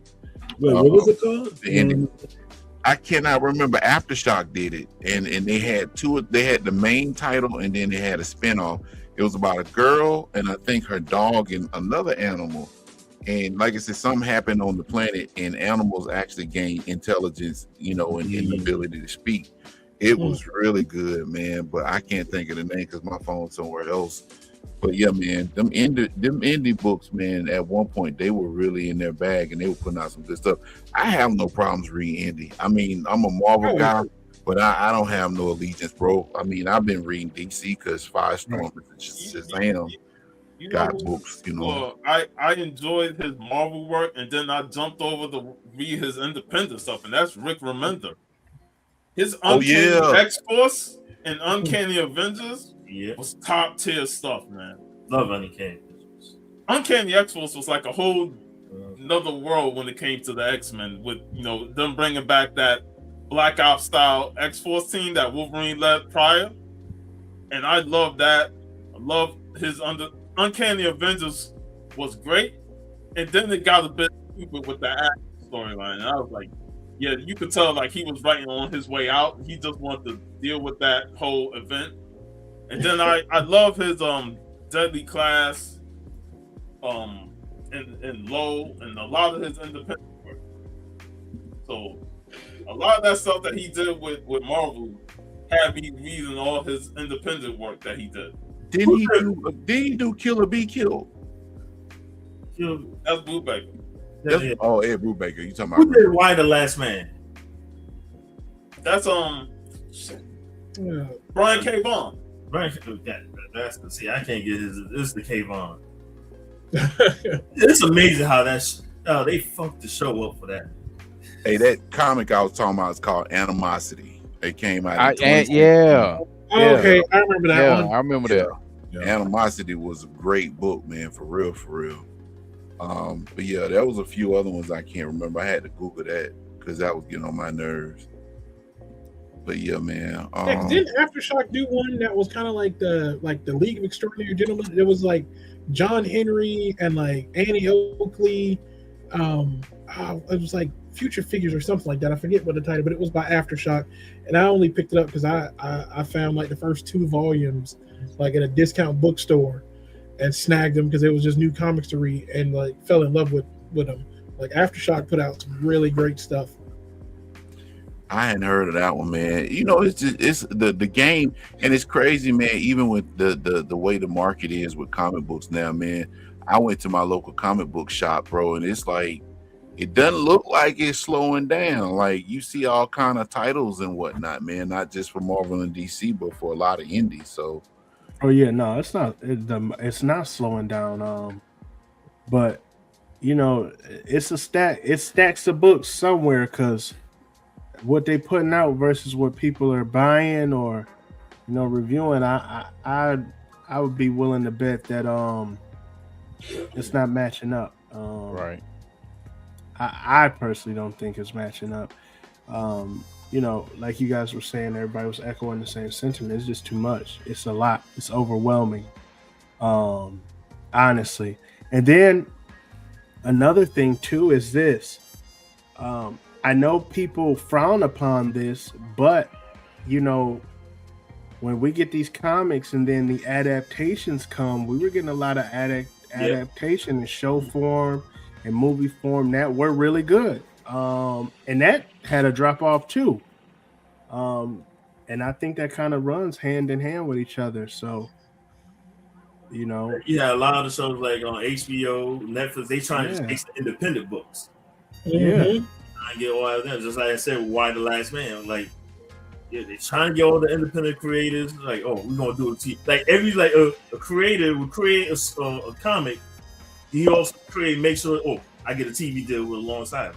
So yeah. I think when they do stuff like that, like and they get these titles and they option them or whatever, I think what I do, I don't pay too much into it because it's a quick fix, because I don't feel like any book that has been optioned should have more than 50 issues. You know what I mean? It has 5 or 6 issues and all of a sudden it's option. You don't have no source material to make no episode. So I already know you full of it. You know what I mean? Like, if you get option and you are already 75 into a 100 issue run, then maybe you're chasing the dragon. So it's like you can start a show or a movie and you have, you know, stuff to build on because the story hasn't been told yet and it's still going. But these ones that come out and it's the first issue and all of a sudden they're screaming option, it's like, bro, you guys don't got no intention of making this come out. You're just trying to buy into it, so it really doesn't mean anything. It was like that with Robert Kirkman's Outcast. The book ain't even come out yet. It's already saying it's option for TV just because of the success of Walking Dead. But Walking Dead, see, it's got like 100 issues at least. You know, bunch of storylines and all. They do the Outcast TV show after only like 15 issues already came out, so they're like, you ain't even got enough material to cover. Yeah. And they got canceled like after a whole other 4 years to wait for the second season. You know? Well, I know I need Amazon to go ahead and buy Warner Brothers, because what they doing with their TV series, if they get their hands on, first of all, y'all seen the what they call it, Cape Crusader on Amazon, right? Let them get their hands on all of the DC properties. First of all, we might go back to the old school DC animated universe and get this shit back with the original writers, with the same team that did all the good animated shit, and let them motherfucker what they doing with the boys, let them get a live action show going on, because Titans started out all right, dropped off. Goddamn, Doom Patrol started out real high, dropped off. I guarantee you Amazon got that shit. It's just gonna keep going up. Look at what what's the boy name? Is it Alan Rickson? He was Dove in Titans. And Reacher. And he is Reacher, and that's his role. That's his calling. Until he end up playing either Bane or Eddie Brock. I was going to say Amazon. Good Eddie Brock. He would be a good Eddie Brock. He'll be a great Eddie Brock. Yeah. There's rumor that they're going to have him as a Wildcat from the JSA. He wanted to be Batman. He too big to be Batman. He could be absolute Batman. The absolute Batman. He could be Bane. Yeah. He could definitely be Bane. He could be Bane. But he'll be a perfect Eddie Brock. Yeah. And, you know, I ain't... Absolute Batman, I think it's got to be like a young... it need to be animated. Jock, you know, it need to be animated. CGI. Yeah, no, it just need to be pure animated. Oh, yeah, I think so too. But I'm saying if you were going to place a human in there, you would have to be somebody young, like a football player or something. You know what I mean? See, I don't need that. I need somebody who can act. So go ahead and... No, but you know what I mean? Like an athletic type of... somebody who can do their own stunts type of shit. You know what I mean? Like, but I want to see it animated because I want to see arms getting cut off and shit like that. You know what I mean? I want to see the real shit. Like I would pay to see that as opposed I want to see a motherfucker exploding. Yeah. You know what I'm saying? I want to see some other. Hey man, I'd rather see it animated. Like, because I feel like, I was talking with my daughter, and I was like, I'd rather pay for an animated series, an animated movie at the movie theaters than a live action movie. And I feel like it can't live up to what I just read. When I know the anime will live up to exactly what I read. So how much money did Demon Slayer make? Oh, shit. Just one movie? One movie, right? Yeah. And they still got 2 more to go, which is gonna be 800 years before we get it. Yeah. Yeah. But see, it's less he stress with don't that. even- Like, look at Miles, how long it takes for Miles movies. Oh yeah. Oh boy. And it's like you lose interest in them when in Demon Slayer, it's like boom, there's another one. Even if it's on Netflix, it's out next year. You know what I mean? Like they don't overthink it. You know what I mean? Like they do it and then it's out. Whether it's straight to video or if it's at the movie theaters. Akaza. See that boy Akaza in that damn movie. Demon Slayer Infinity Castle grossed $730 million. Yeah. Me. And that was just what, 1 year? That was just last year, right? That was last year. Yeah. And that's what These kids niggas can get going to 65 as million. well. That doesn't account for Blu-ray sales, Right. streaming. Yeah, so they about to make. Man, they hit streaming yet. No, not yet. That's what I'm saying. Yeah. But man, Wait till they license that shit to Roku. Oh God. Man. All right, y'all. Everybody's household now. All right, y'all. I'm gonna switch gears real quick, but before we do that, we gotta pay some imaginary bills. So hold on a second. We will return after these messages. Monday's girl is fine and hip. And this S-curl style says my hair is whipped. Wednesday's girl, I can persuade. With this look, I know my hair is laid. With S-curl style, I'm good to go. And Friday's girl lets me know.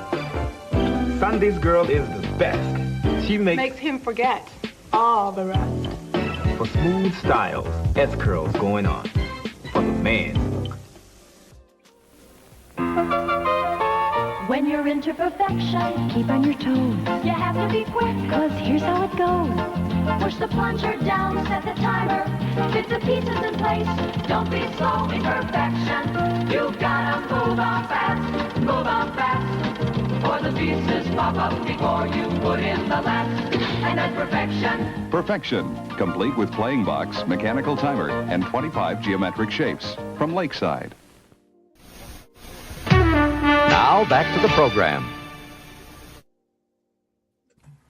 Yeah, I ain't gonna let I love that. I love that. I love that, man. Listen, texturizer. That hit my core memory. What S Curl did not tell everybody was you needed to have a good grain of hair before you put the S Curl in. All it did was it literally just ran out if you ain't had good gray hair. Yep. You had nothing to get with one The amount of sprays. You might want to spray water in your hair. Remember on Malcolm X when he was doing his hair on the in the room. Spray. No did it, but you had to put baby oil in your hair back then, boy. Looking like James Ryan nephew, boy. Hey, so there's a couple of things I want to talk to, man, before we adjourn. 2026 movie season is looking like it's gonna be some bangers. I'm just gonna play this in the background. Y'all probably already, y'all know because y'all see it at the top. I wanted to start off with this. What do y'all think so far about this right here? I love it. Yeah, I love it. I love everything about it. Yeah, Just got Thor Ragnarok. Yeah, that's one of the first things I know. Yeah, it got some Thor Ragnarok vibes. Yeah. You know what? It kind of does, though. You about right, though. You know, I love that when we were talking about it in the chat, and I instantly went to the scene because remember TC was like, I need to see Trap Jaw. I was like, oh, he was in there. Yeah. And I put that still in there, but I watched it like 20 times. Yeah, I've watched this multiple times, man. And you know what? Hold on, let me go back. It should remind me of Doom. It's crazy that people didn't get this part right. He-Man. No, the he and him. Yeah. That's what I'm saying. He-Man. That's his name. I don't know what they didn't understand. Like, y'all don't get, like, people's like, oh my God, this movie is blah, blah, blah. And it's bro, his name is He-Man. Man. He was doing the pronouns before anybody started talking about it. You know what I'm saying? You had He-Man and She-Rock. Right. Man. Yeah. Right. Man at arms. Well. Look who we have. The game is almost all here. What's going on, Mr. Odom? I'm chilling, brothers. Chilling. How's everybody doing tonight? Man, we doing better now since you on the scene. Matt, salute. What up, Matt? I still need that Janet Jackson magazine, Matt. I still need it. Still need it, man. Brother Odom has made the service. Yes, sir. Yes, sir. So I mean, as far as it goes, y'all think this one gonna pan out pretty good though? I don't have faith in it, but I do want to see it. Yeah. And the only reason why I say that is because it's from our generation. So it's like the kids don't necessarily know, they're not fucking with this. No, I ain't. It ain't for them. Yeah. Right. It's for us. This ain't for them. This is all for us. So right. So if we go out and support it, then and it's good, then it'll have longevity. But other than that, I'm talking about that brother Richard Roundtree? Hold on. You got Idris Elba with I nappy thought that hair, was bro. Richard Roundtree. You got nappy hair, man. Come on. Richard Roundtree. Oh.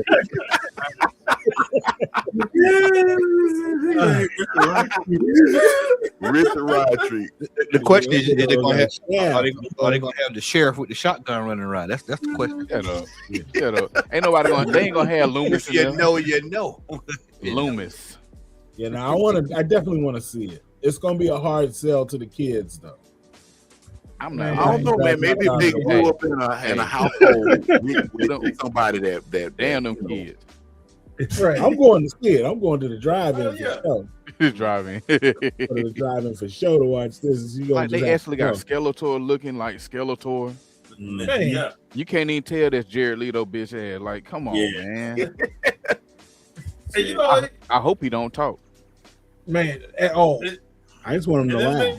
It made me think, you know, with the visuals and stuff, like the 2003 He-Man animated series, which I thought was underrated. That was a really good series. That when they, man, I'm telling you, that was one of the best. And you know, aside from the original, man, especially when they got to the Snake Man and they She-Ra came on the scene, Hordak was there. When Snake they changed the Man. animation, I fell off. But you know what? It had a good story though, man. It had a really good story. I enjoyed it. But just to go over, I'm just gonna do a few, man, that's supposed to be dropping this year. Of course, we all know about Doomsday. They got Supergirl dropping. The Mummy is making a return. As long as it ain't Tom Cruise in the Mummy, I might. I think Brendan Fraser came back for it though. So you talking about a continuation like part 5? I don't know. I honestly don't know. I saw some news about it that they were filming it. Brendan Fraser was coming back to reprise his role. But you got Supergirl, you got Doom, Spider-Man, Brand New Day, Doomsday, of course. They got a new Evil Dead movie coming out. Now that I can't wait to see. Yeah, Evil Dead Burn. Hunger Games. Is it a trailer for that? I don't know. Let me check. I still like. I ain't seen no trailer. Which one? The new Evil Dead movie. Scream's coming back because I saw a trailer for Scream 7. Yeah, Scream 7's dropping this year. Supposedly, Schumacher is coming back. Which I think of Street Fighter. What you mean? Street Fighter movie. Oh, the Street Fighter movie. Hey, what I personally, think about it, I'm gonna pull that one up too. But personally, I don't think anything. I think I watched the one with Jean-Claude Van Damme again before I watched this shit. Man, I don't know about that. I don't know. Hey, man, we were in perfect harmony until you said that, That's man. Stuff like that I want to see animated. There's nothing about that movie that I'm many excited wrestlers about. in it. This that You got Cody Rhodes as Guile. Who is No, it? What's his name? No, that he ain't Cody Rhodes in that. Balrog. He's not Cody Rhodes. 50, but He's 50 not look Cody good as Rhodes in this Balrog, though. movie. He He is actually looked Raheem, just like Cody Balrog. Raheem role. Yeah, they got one, man. Let me pull it up. I don't right see Balrog. I see 50 Cent. That's the problem. Yeah, right. I see a Big Tyson. You know what I'm saying? I just That's want to see what Balrog Joe was. Right. I want to see what it Hey, was. shout out to John Comics for Friends, man. What's up? Hey, and we got the skinniest Ryu you can ever think of. Oh, Now, granted, this Man. this young man is very talented. You know, he's a talented martial artist. John. He's a talented actor, but he is not Ryu.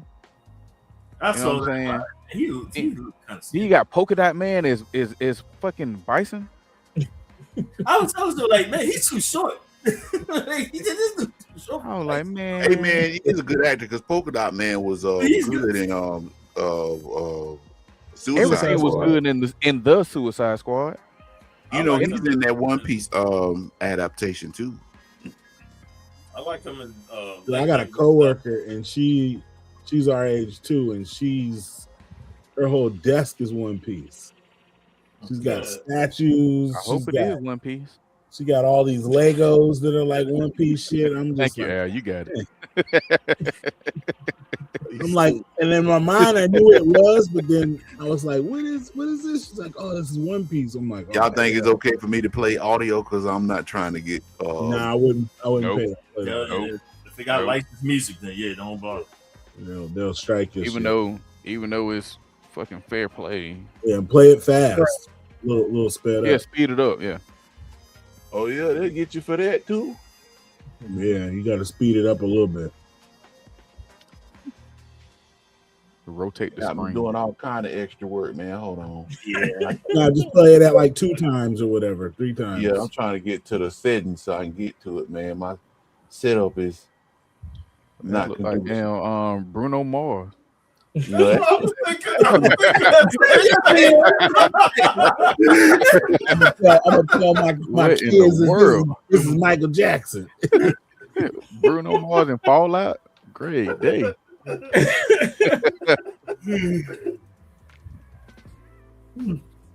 man, this shit moving like I got dial up. Yeah, no, I'm about to say that's actually moving like It's that. on point too. I sped it up. It probably ain't gonna get because it's moving slow. Why do they call it Evil Dead 6? Oh no, I get it now. Yeah. That's not the title. I get it. It's called Evil Dead Burn. They need to pick up where the last one left off in the damn garage and that parking deck. That was the portal or whatever. I'm thinking about something else.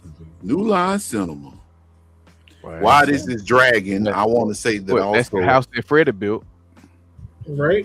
Or the opposite way. I think you put it on the top, put it on the one on the bottom. Maybe that's faster. You know what? But they be right here dead. This shit ain't even made it to the house yet. Right. This shit right here gonna beat the hair.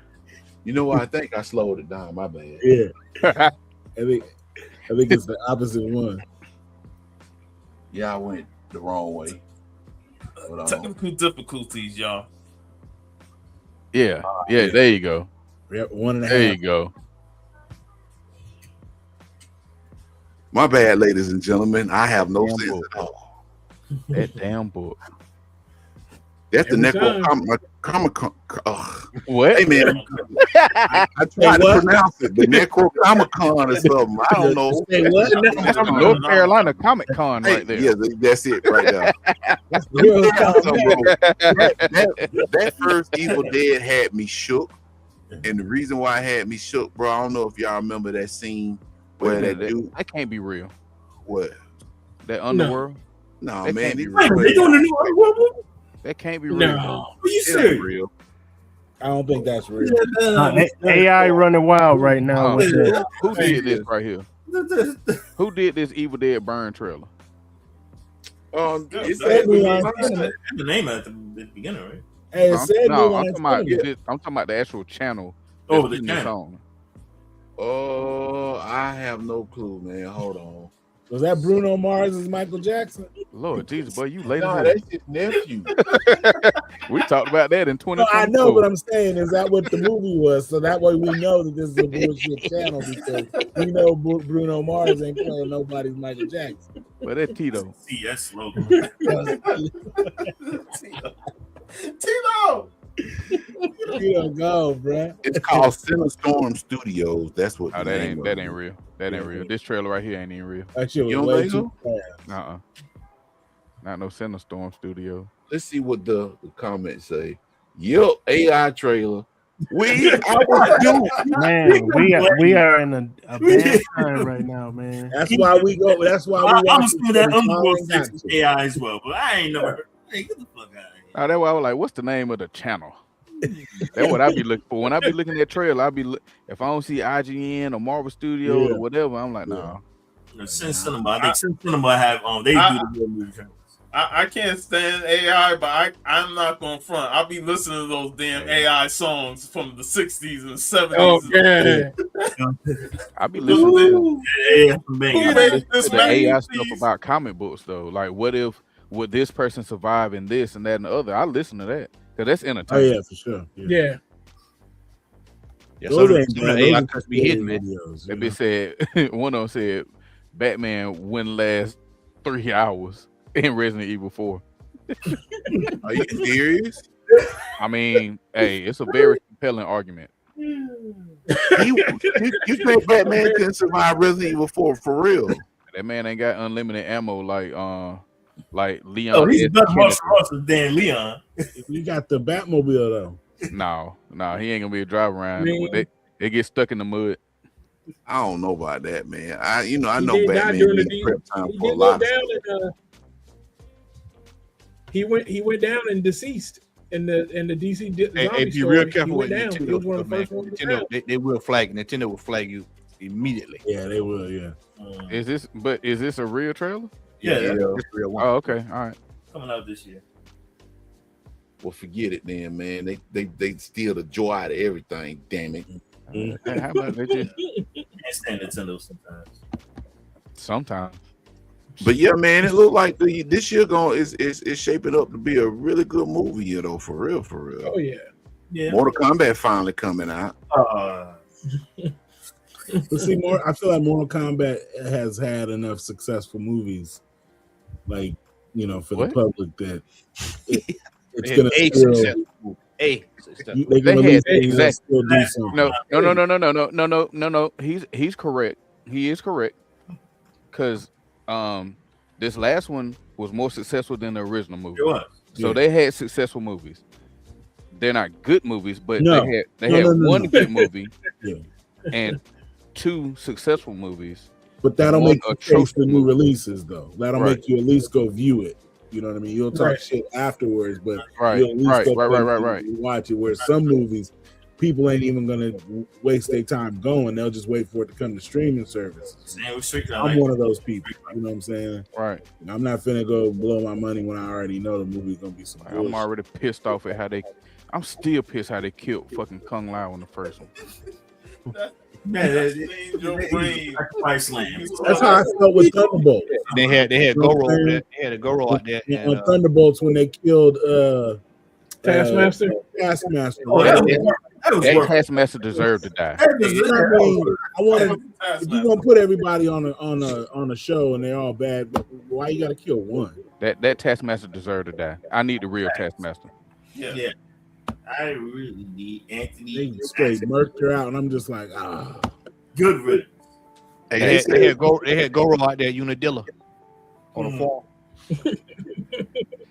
You know what? I will never forget that movie for that, bro. And Cole Young. And who want to fuck with Hollywood? Use your uppercut. His Arcana was this. So what, Jace? You ain't show the Daredevil trailer. Y'all saw that? The what now? Born Again. Daredevil Born Again. Oh yeah. Oh, okay. Since we on this subject, Wonder Man. How many of y'all seen it? And I ain't watched it. I was gonna ask you on that because I saw you, bro. Yeah, I saw you say it was good. So yeah, right. So that made me want to watch. Let me tell y'all something, man. What, Wonder Man? Oh, not Wonder Man. Daredevil. I think so. I'll play that trailer. But when I tell y'all that Wonder Man is, and I'm gonna tell you something, and this is how you can separate people that read comics from people that don't read comics, because most of the negativity that I've seen centered around that show, oh man, they ain't showing enough superhero stuff, bro. Every comic book that you read, whether it be Batman, Superman, Avengers, X-Men, it does not have balls to the wall action all of the time. Every issue. There are some situations where Batman might be he might go to Publix with Damien and they go and get him a foot long. You know what I'm saying? What's funny though? The same people complain about that are the same ones who never complain about filler episodes in manga. Right. Yeah. They never complain about it.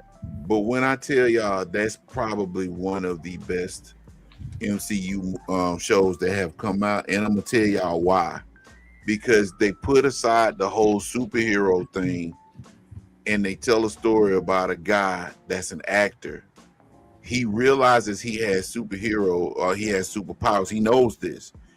Hollywood has shunned, and the show will tell you why Hollywood has shunned superheroes, which was done exceptionally well. I keep saying a movie. That show basically shows you the human element of a person if superheroes were alive that didn't want to be a superhero. And when it comes down to it, Ben Kingsley, bro, if that dude don't win an Emmy for that, bro, I'm telling you, and it's funny because he's actually widely known to the public, but he's known to the public as the Mandarin from everything that happened back in Iron Man. Yeah, in Iron Man. So his whole thing is like a redemption arc for him, but at the same time, he's helping out Simon. Said what now? Yeah, Shang-Chi too. Yeah. So, but in this whole span of time, he's helping Simon overcome. He's helping Simon overcome a lot of insecurities that he has in regards to his acting. They got a dynamic with his mom, his dad. I mean, his brother, because Eric's in the show, but he's not the Grim Reaper. But his brother give him grief, and bro, I'm telling y'all, man, that show is great. It is great. It is great. I'll probably have to check it out next weekend. I'm telling you, man, that show is great. It like I said, I know all y'all guys read. And that ain't no slight on nobody, but I'm just saying, y'all. I hope we do. No, I'm saying, like I said, it comes back to the thing that when you see a lot of people and they say, "Well, there's not enough act." Look, who that just said it? I'm gonna bring it up, and I didn't pay who that to say this.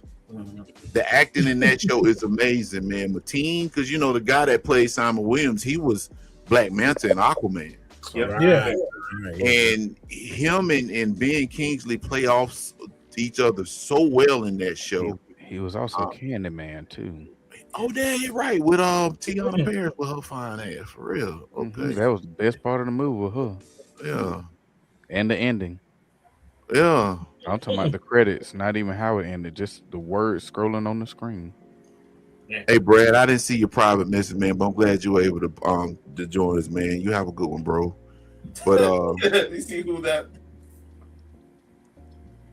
Hey, man, if you think you should be cash apping me, but no, I'm just playing. Every time I see Al's name on the screen, I'm reading it as AI.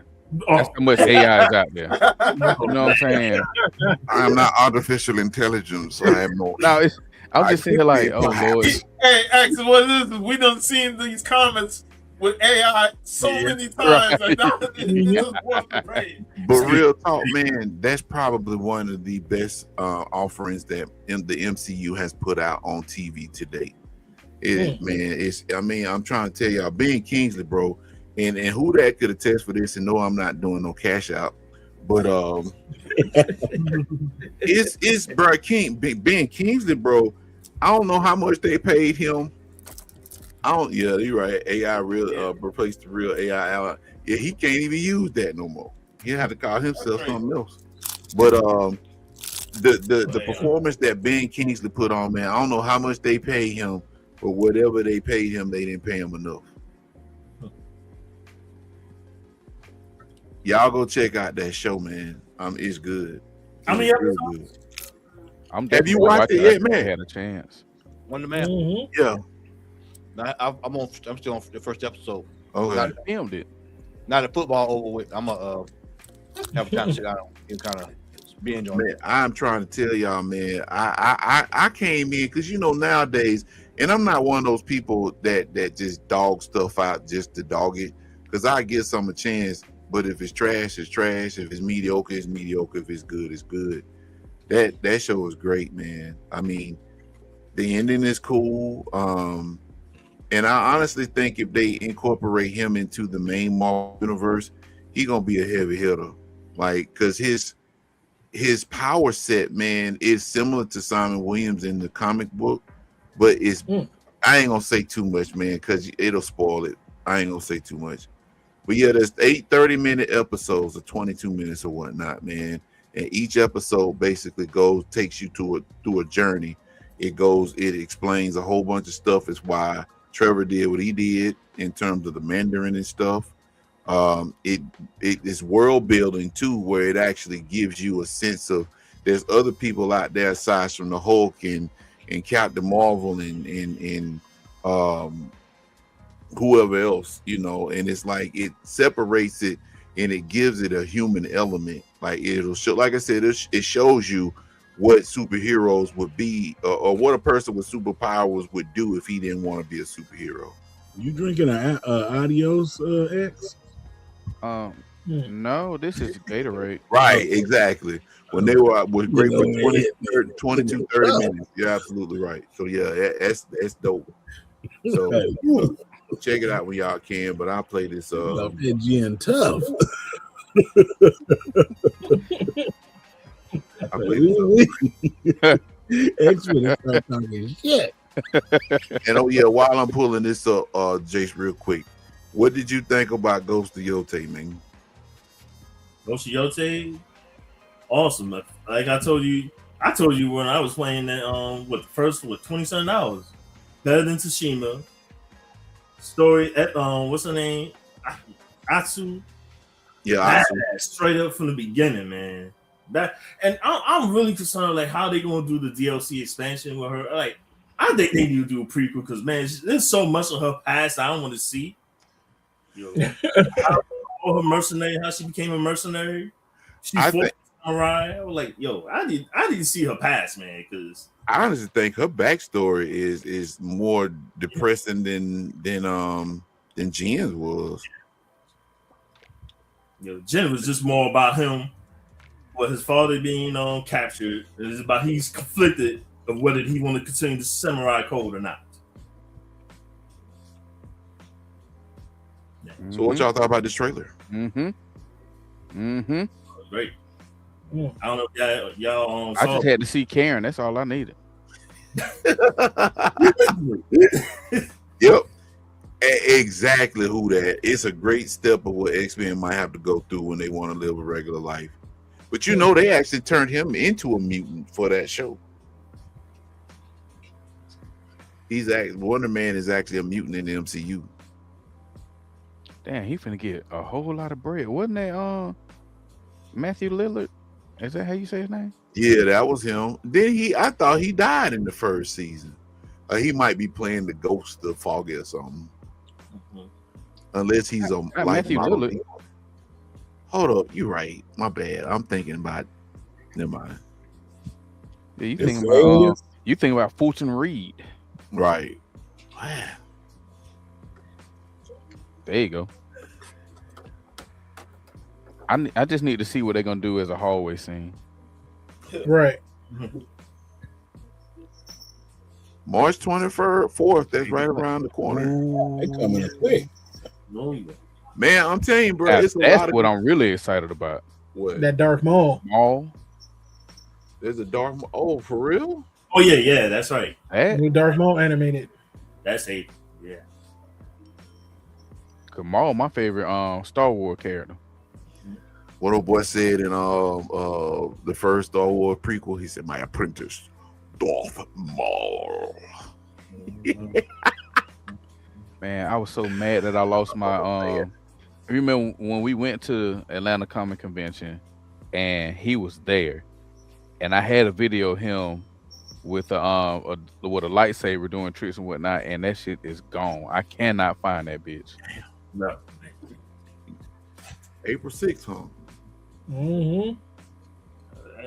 This looked like that the anime. What was that? The Jedi Clone Wars. That's what I was thinking about. That's what it's Clone Wars and Rebels. Yeah, I'm talking about the animation style is the same. Yeah, Clone Wars and Rebels. Bad Batch. How was Bad Batch? I never saw it. It was Bad Batch amazing. good. Yeah, really. That final season, I love the final season. That final season was tough. Yeah. They're doing a Mandalorian and Grogu movie too. Mm-hmm. Why? I don't know. Why? Golly. Because Grogu need too long to make these TV shows, so they can probably do a movie faster. No, it costs more money to do the damn TV. I mean the movie. Oh, but I think they don't want to keep doing it on the show because it do cost too much. I mean, they use all the same stuff. Yeah, right now. Right. Yeah. Might as well just make it a long full in. Hell, that's only 2 episodes, if that. Right. This season should be good because it ended good. So I mean,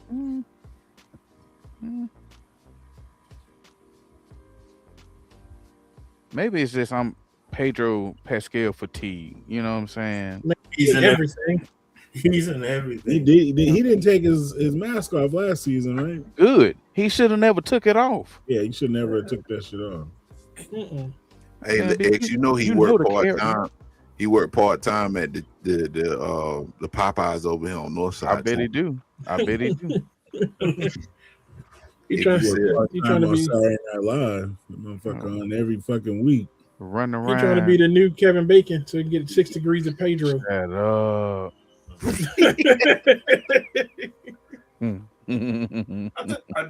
I finally watched Fantastic Four, and I didn't think of him much as Mr. Right. Fantastic. He was so dry. Yeah, he was like now, don't get me wrong, it was a good movie. But it was like fun. I said in our chat, I said it was a good movie, but it is very monotone. Like it is one tone all the way through. Oh, even the thing wasn't as entertaining, like compared to what we know the thing was. Right. Right. Like he just felt dry. He was like tame, boy. Yeah, they're shaving. That shit was stupid to me, man. Man, why was that a scene? You know why I think that movie was like that? Because of the backdrop. Because it was kind of set in a kind of 60s setting, but not really like a 60s setting. You know what I'm saying? And it was kind of like they couldn't deviate that, even though they had technology and stuff. It was like a period movie almost.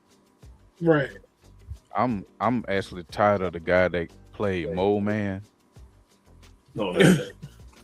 I'm tired of him because every movie he's in, he's the same character from Cobra Kai. What was it, Stingray? I think that was his name was Stingray. But he do the same. He act the same way in that. He act the same way in the Naked Gun movie. He sit your fat ass down. How was that Naked Gun movie, man? Was it? I have no idea. I saw that. I'm trying to remember if I watched it at the drive-in. It is. Yeah. It kept part of the original, but it's just over the top, bro. It is. There's some scenes that had me like, all right, come on, man. It is. It's a dated ass movie that was made a couple years ago, which is sad. Well, with how the movie was, it definitely felt dated because they kept the same dated style of the original films. And I'd rather watch the original films than this. I'll put it to you like this: if they would have had another actress in there outside of Pam Anderson, I think it would have went over better. Pam Anderson and what was the villain what's that actor name? The guy who played in Wolverine. Right. Yeah, he is trash. I'm sorry, that man cannot act. Liev Schreiber? No. The guy who played William Stryker in X-Men Origins. Oh, that guy. Okay, I know who you're talking about. The one that leaned up and said "Weapon X," Roman numeral 10. Yeah, that's that guy. Yeah, that's him. Yeah, he fell out of place. The one that created an adamantium bullet that was flat with a point that shot through adamantium. A dart that would hit and penetrate all the way through. I don't know if I could ever. I don't know if my opinion would change if I watched that movie today. What? X-Men Origins? Oh, yeah. it'll change. It'll change.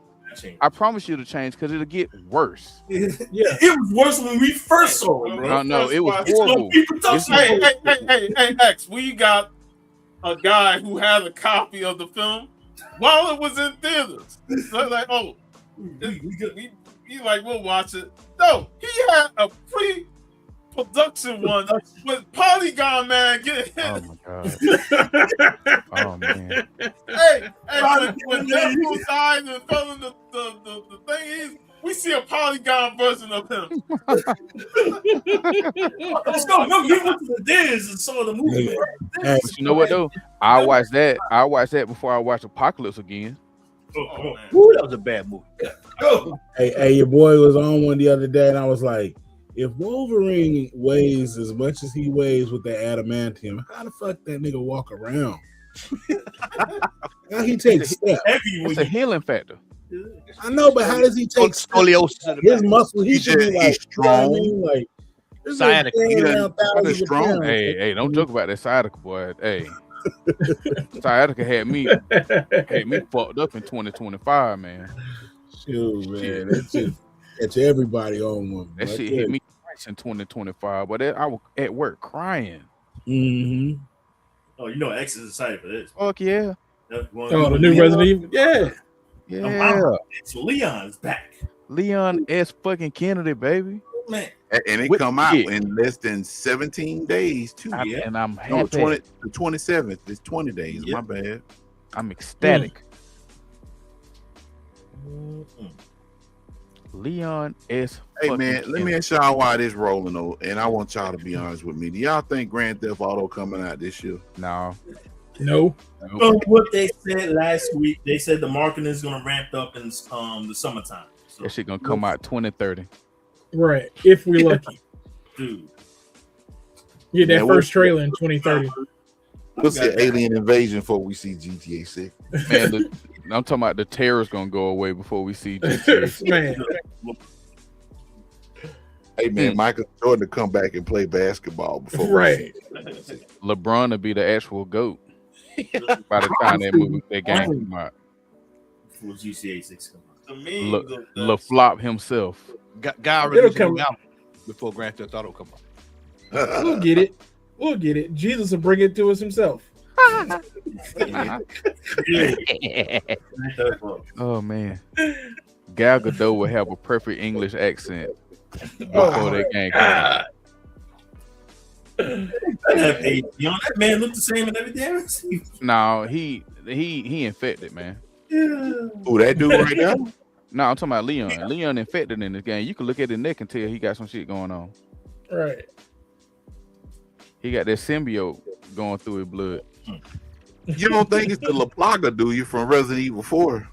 No, I think it's the Metamyces from like the mold from Biohazard and Village. What was he exposed to? But you know what though? It might be that because he was infected and they had to quote unquote cure, but you know. Yeah. That's right. Now you think of it, he was.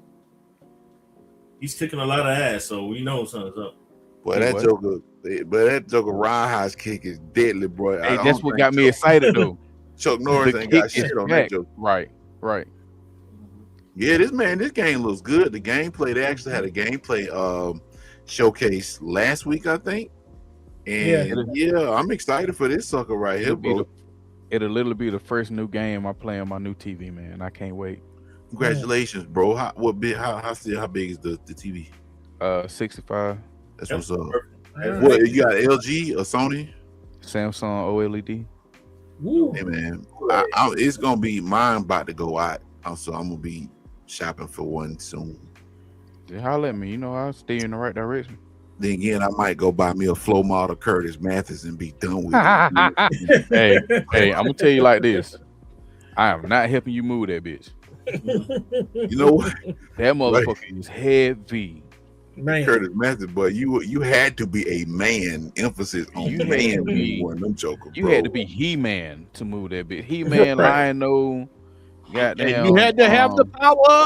Mecha Neck, every one of them. Shit, you had to be Optimus Prime, Megatron, all of the above, Unicron, all of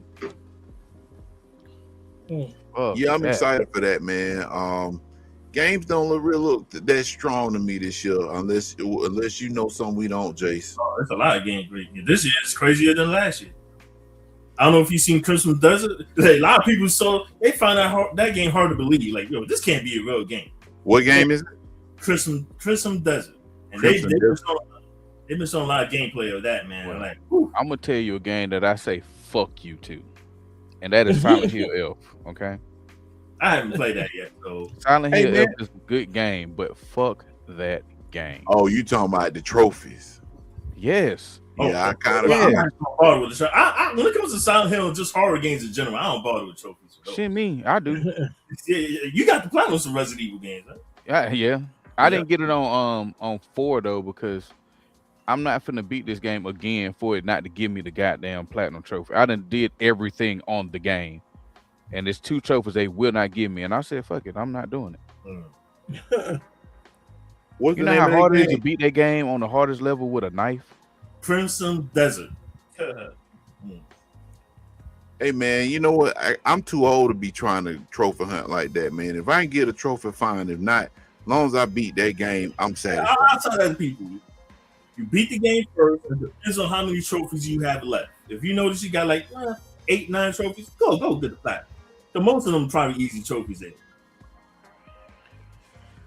Like Ghost of Yotei is not a hard platinum, man. You can get that. Oh no, it's not. I mean, I'm short like 4 or 5 trophies, but one of them is a bounty, man. I can't figure out who I need to go kill. Y'all know what I'm mad I bought? I'm that? really pissed off that I bought that Mortal Kombat Legacy. Bruh, I could have told you before you bought that. I ain't played it yet. Larry warned me about that, boy. Like, how the hell you got a compilation of old games and you having issues like this? Like, no, we just had Capcom. I ain't even talking about that. I'm talking about that shit. How fast all the other Mortal Kombat games are, and you go back to playing that, bro. It's When was the last time you played old Mortal Kombat? at the arcade at Reboot about a year and a half ago. When did we go to Reboot, Al? A year and a half It ago. it wasn't last year. It was late. No, a year and a half ago. About a year and a half ago. It was around like December or November 2024. I actually know it. It was a year and a half ago because it was Matt's birthday, right? Yep. Yeah. You sure was. Down there, yeah. So that was the last time I played the cabinet because they had it at Reboot. So what this game supposed to be about, Jace? RPG, open world RPG. Well, like you see a lot of action, and this game. And the crazy thing about it, that's why I can't wait. They haven't announced the performance yet because you could actually legitimately fly dragons. With that big ass- yes.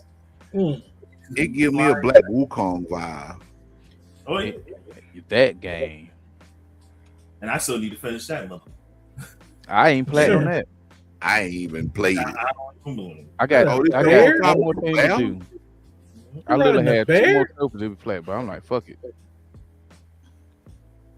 Is that a mech? Al, are you all caught up on JJK? I am not. Did you like Toji? He's alright.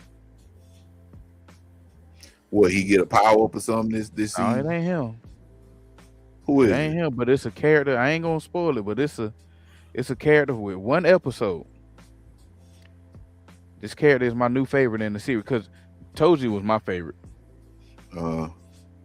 He's the epitome of a deadbeat dad. Goku. Well, at least Goku was in Gohan life. This man had a seed, died, came back, right? Whooped this kid ass, right? Said, hey, wait a minute, what's your name? Oh, you did take my last name. Okay, hold on. Sound like Invincible, man. He literally killed himself. Damn. You seen Toji do that? Yeah. What's the Heihachi Mishima? Speaking of Invincible, that new season dropped next month, I think. Oh yeah, that's right. March. Yeah. Got a lot to watch, man. What kind of? What the? He just Spider-Man into the base? He blankered into the base, like he just did a spin ball. Attack me if you dare, I will crush you.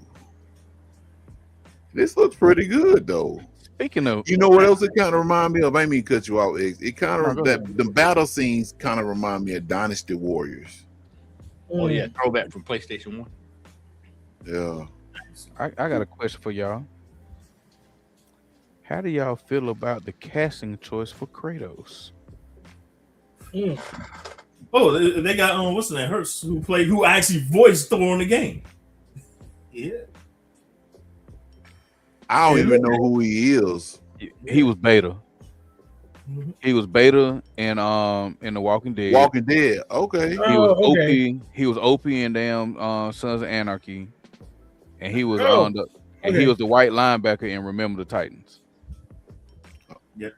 He got the height, but if he don't sound like, if he can't do this, boy, I don't want to hear it. Boy. I don't like this guy. If you're gonna get somebody to play Kratos, let him be somebody that can actually move and fight, and it's believable, not just one kick. They might CGI him. That's gonna make it worse. Kratos was supposed to be real tall. Hey man, anything better than what's his name? Iron Fist. Why you even bring him up, bro? I knew he was gonna bring it up. You know what? Finn Jones. Fuck, man. Come on, man. Finn Jones. I just finished that. My wife had never seen any of it, so we actually been going through an order. You watched it again? No, I didn't watch it the first time, but I watched it with her, and I was like, and you still here? You still here, and you still married? That was so rough getting through that show. Like it was, and it was so weird to see his fighting get slightly better in Defenders, which is just like, did y'all use different fight coordinators? No, because by the time the fight got to him, they had already wore ass whooping from everybody else. Right. Like, what he did was the equivalent to in the first Mortal Kombat movie, right? When everybody they fought all the guys in the dining hall, and they threw the little character, and she ridged hand that last dude and act like she was fighting the whole time. That's what it was. But you hit one dude after he done took a kick from Johnny Cage and a damn spinning cart kick from Liu Kang and shit, and you think you did something. Yeah. And that man took Tybo. He know how to fight. He did Mortal Iron Fist. That's the hip hop keto from the Power Rangers. Hip hop keto. Walter Jones. Oh man. Hey y'all, anybody got anything they want to show in the halls and any items and then devil fruits or anything? I got the 70s superhero on Blu-ray. Hold on, let me blow you up right quick, man. You know I was hating on you. You posted that. Sean, love you, bro. But I said, bro, man, this what old boy said. Born insecure junkyard. Hold on, let me get you. I'm getting you right now, showing my. There we go. Hey, how many Blu-rays come in that collection? This wasn't in it, but it was 6 in each collection. Then I got a little Foxy Cleopatra Jones. I tell you what, boy, I don't mind. Pam Grill. I ain't Pam Grill. It's Mara Dobson. Oh, that's right. Pam Grier's Foxy Brown. Yeah, Tamara Dobson was like 6'4", 6'5" or something. Too, man. Oh, bitch. She was tall. That's it. Amazon. Yeah, that's it, man. Anybody got anything else? I got one quick thing. Hey, before you show yours right quick, hold on. I got to show my little thing right quick. Hold on.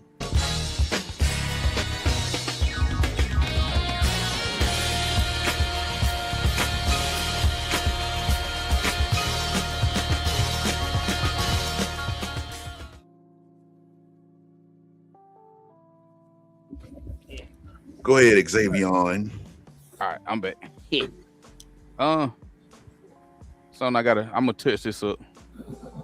Nice scarecrow. The scarecrow. Yeah. No, it ain't scarecrow. It's scarecrow. Scarecrow. I'm gonna touch this one up because I like the way it looks. I gotta bring out this detail. This detail is amazing in this thing. So I gotta touch this up. Also, I was gonna make my own, but they finally brought Professor Pig out. Professor Pig. So I ain't got to do nothing to this one. I got a piece of leather or something that I might cut up to make this because this is that flimsy bullshit. I've never gotten people of Professor Pig. Hey, hold him up right quick. You know who he sound like? I'm gonna try to do a voice for him. Hey y'all, my name Professor Pig, and I like to kill people. I will chop you up and eat you like ham, brother. So get out my way. Yeah, come on. I'm gonna drill your eyes out. Didn't he usually have a frog? He have a frog sidekick. Usually, a frog. Not that I recall. What was it? Beware the Batman. In Beware the Batman cartoon, he had a frog sidekick. They made. Oh, that was in Beware the Batman. Yeah. Yeah.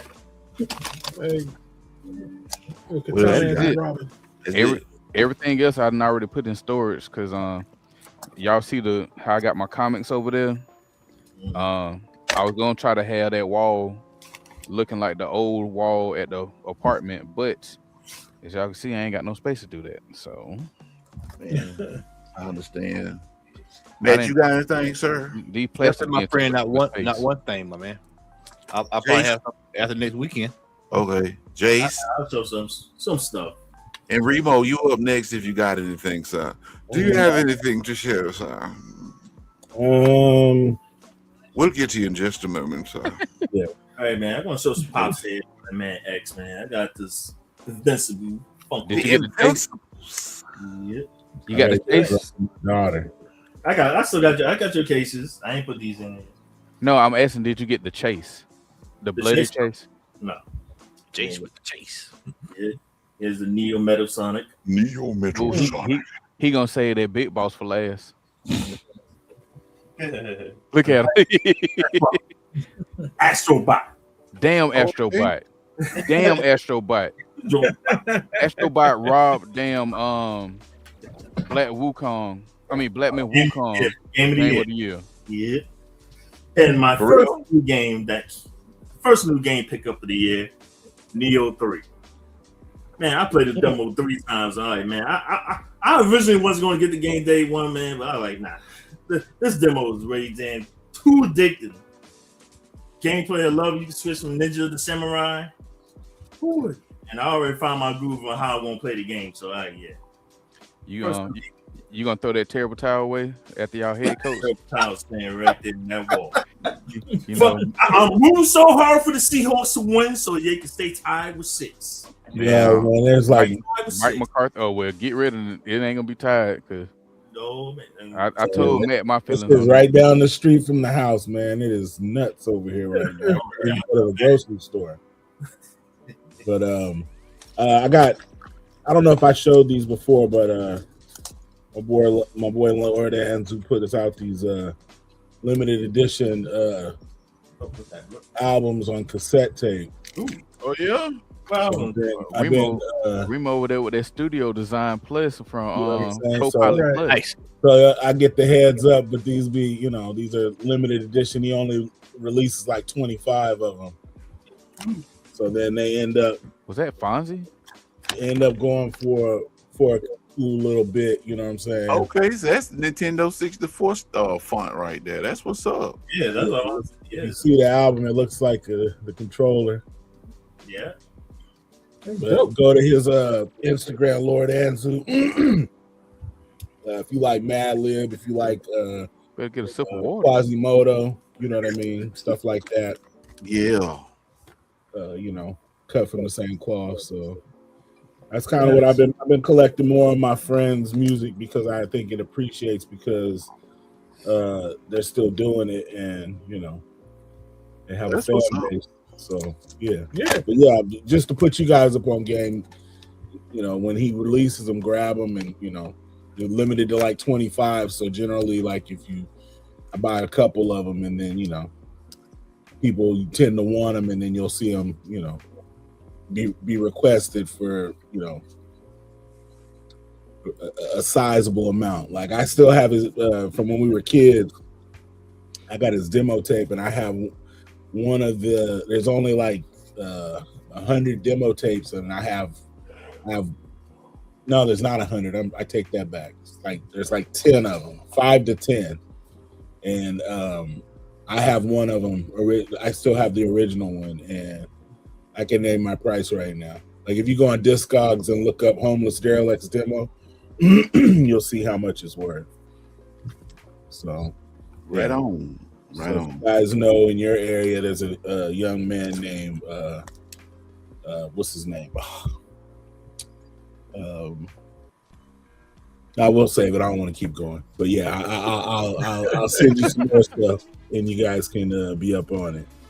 The Dark Shogun is his name. Okay.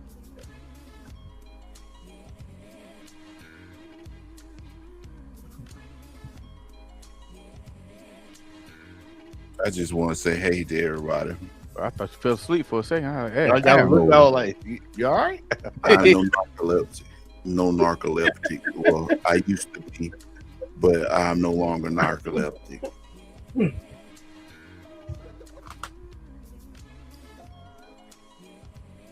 I collect PSP games now. Nice, man. That's yes. That's where you find out. Welcome to the club. Samurai Showdown Anthologies. I still need to get that.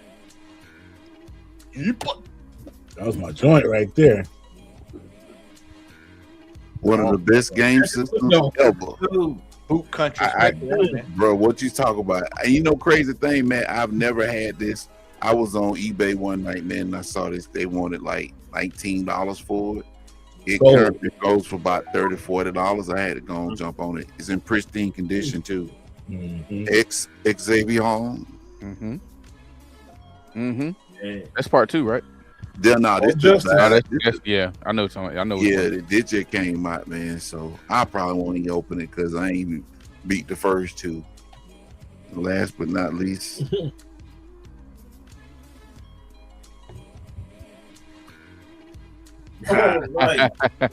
Oh man, nice.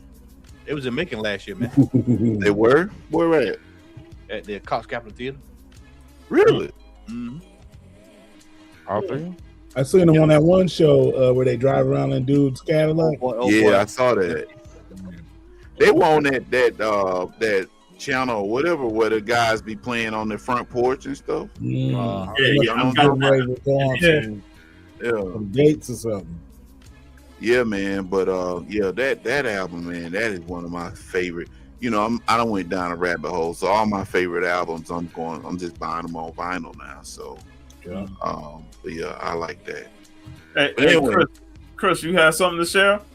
No, I ain't got nothing yet. Said it.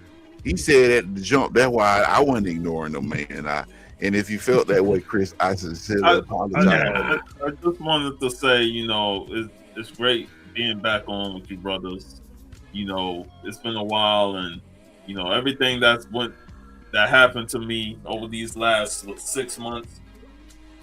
I kind of put myself in the dark, and you know when I was laid up in the hospital and I got the diagnosis, I was like, you know what, I better call Al and Steve and stuff like that, and just talk to people to boost up my confidence, you know, and to stay positive, because it was the last 6 months was grueling for me for what I went through, you know, and I explained it on my Instagram post, after not posting on Instagram for over a year, and I was like, I need to come out to the open with this.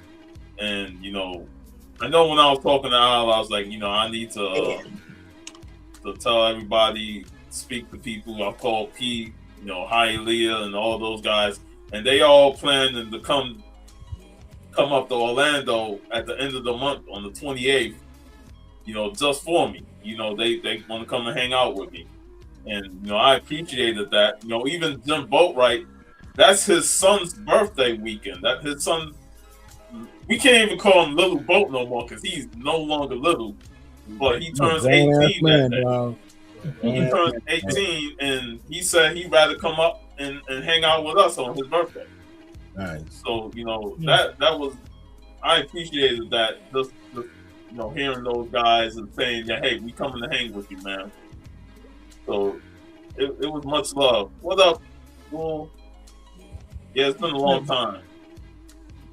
But it's great to be on here and just talk to you guys and just seeing Al laugh. I don't know what he laughing. No, hey, hold up. Whatever X was drinking, bro, that just looked like he was in a Martini and Rossi commercial. You know what I'm saying? I'm like, he picked the number right here when old boy said, "Oh, Gould came through." He said, and then he took a sip of his drink. Man, that shit was funny, dog. It was hilarious. Shout out to Xavier. Yeah, my bad. Go ahead, Sean. I'm sorry. Yeah, I just, I'm glad we got together to do this show. I'm glad to see Remo on here. It's good to see you, man. I see you in your me and Remo with glasses and the beard and all. Your boy going blind. I can't. I know, man. Hey, I done went through double vision and my eyesight was getting weak. I got some glasses, man. I try not to even drive at nighttime, and I be leaving out for work at like 5, 6 in the morning just so I can get off early. But I be like, damn, I can't see. I can't see shit. Y'all talking about glasses, man. Y'all making me jealous. I'm finna put my shits on. How about that? I do, man. There ain't no shame in my game. I can't see. Right. I think the only one of us that don't have glasses is X. So you eat a lot of carrots. God bless him. God bless him. Bring back the glasses, man. No, I don't eat no carrots unless it's in soup. You drink V8 juice? I can't see. God V8 Splash. Like, ooh wee. V8 Splash. I miss my eggs. Green V8 Splash is delicious with the kiwi fruit in it. I love that right now. And Remo, I'm like, my job is not in the same location because I used to work by the airport. That was like maybe 15 minutes from where I live. Yeah, right. They don't move all the way to Apopka, which is over 40 minutes. And I was like, the first day I went back, I took the highway. As soon as I jumped on I-4, the intensity level ramped up. Yeah. And I was like, oh shit, I ain't used to driving in the rush hour because I used to work nights. Now I gotta go back today. So I was like, man. I can't see nothing. I mean, yeah, man. I took turns and been like, "Ooh, shit!" I didn't even know. I'm like, I know the exit. I don't know why I'm trying to read. I already know where the exit's at. Like, I ain't got to read nothing.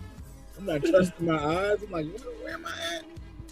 Yeah, man. I was like, damn, man. But yeah, it's great being back with you fellas, man. Yeah. You made that sweet chuck face from Police Academy. Yeah, exactly. I almost ran into the back of a semi. It was pulled off on the exit. I'm like, damn, you is not supposed to be here. What in the final destination are you doing to yourself? Because there's like a wait station. So they'll pull off because the wait station opens like at 6 a.m. So they'll be lined up on the exit. And it's like a small exit, so when you take this sharp turn, there's always like a semi truck parked there, and I'm like, ooh, too early, man. Like, y'all need to, nah. I need to be able to overcorrect in the corner in the morning. You know what I'm saying? And I went back to work. Remo said, "I know you there, but you don't need to be there when I'm driving." Yeah, he's not this early. You gotta accommodate me, motherfucker. Man. I had to go into the gravel accidentally. Hey, Remo, I had to take the rest of January off because of I went back to work January 6th, and they used spray paint, the tag material that they was gonna grab, and that paint affected me.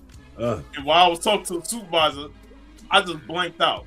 my eyes rolled to the back of my head, and he had to grab me from falling over and step me down. And when I came to, I was on the ground, face down, and I was like, man, damn.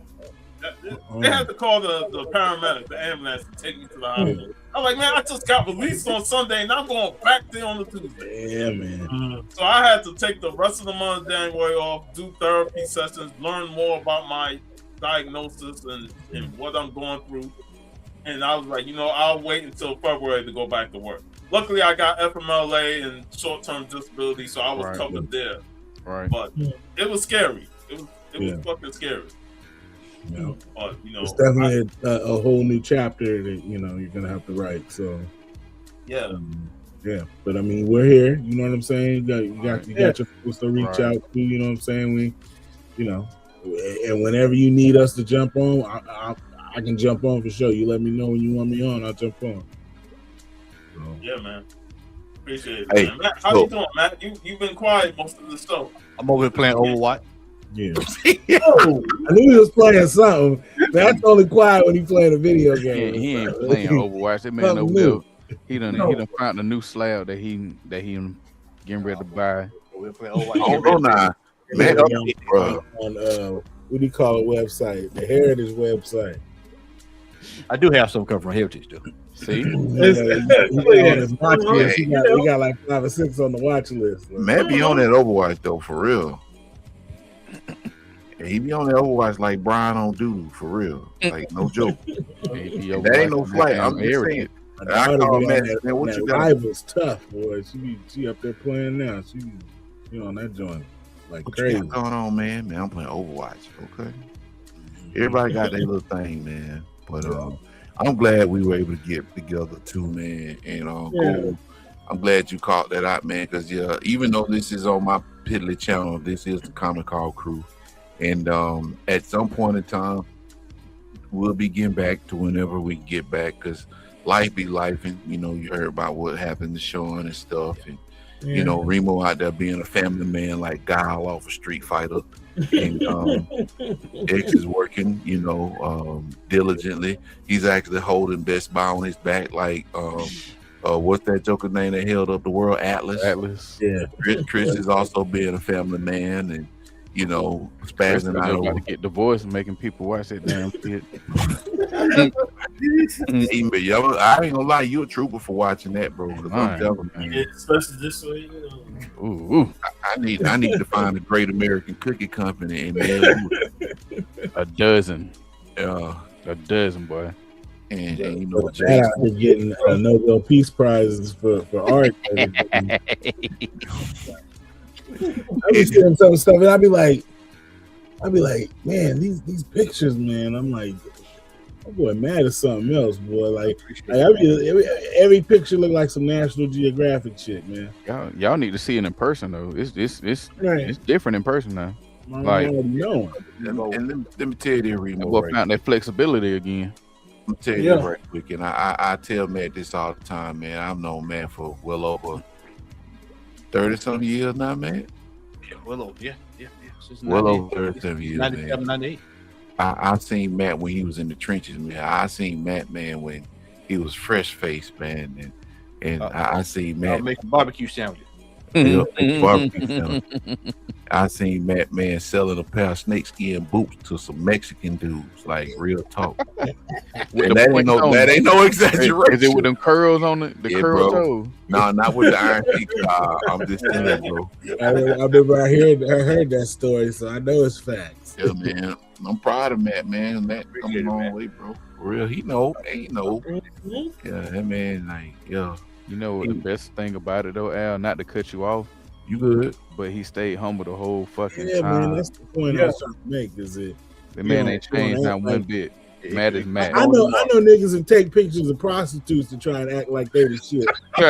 And Matt go over here, you know what I'm saying?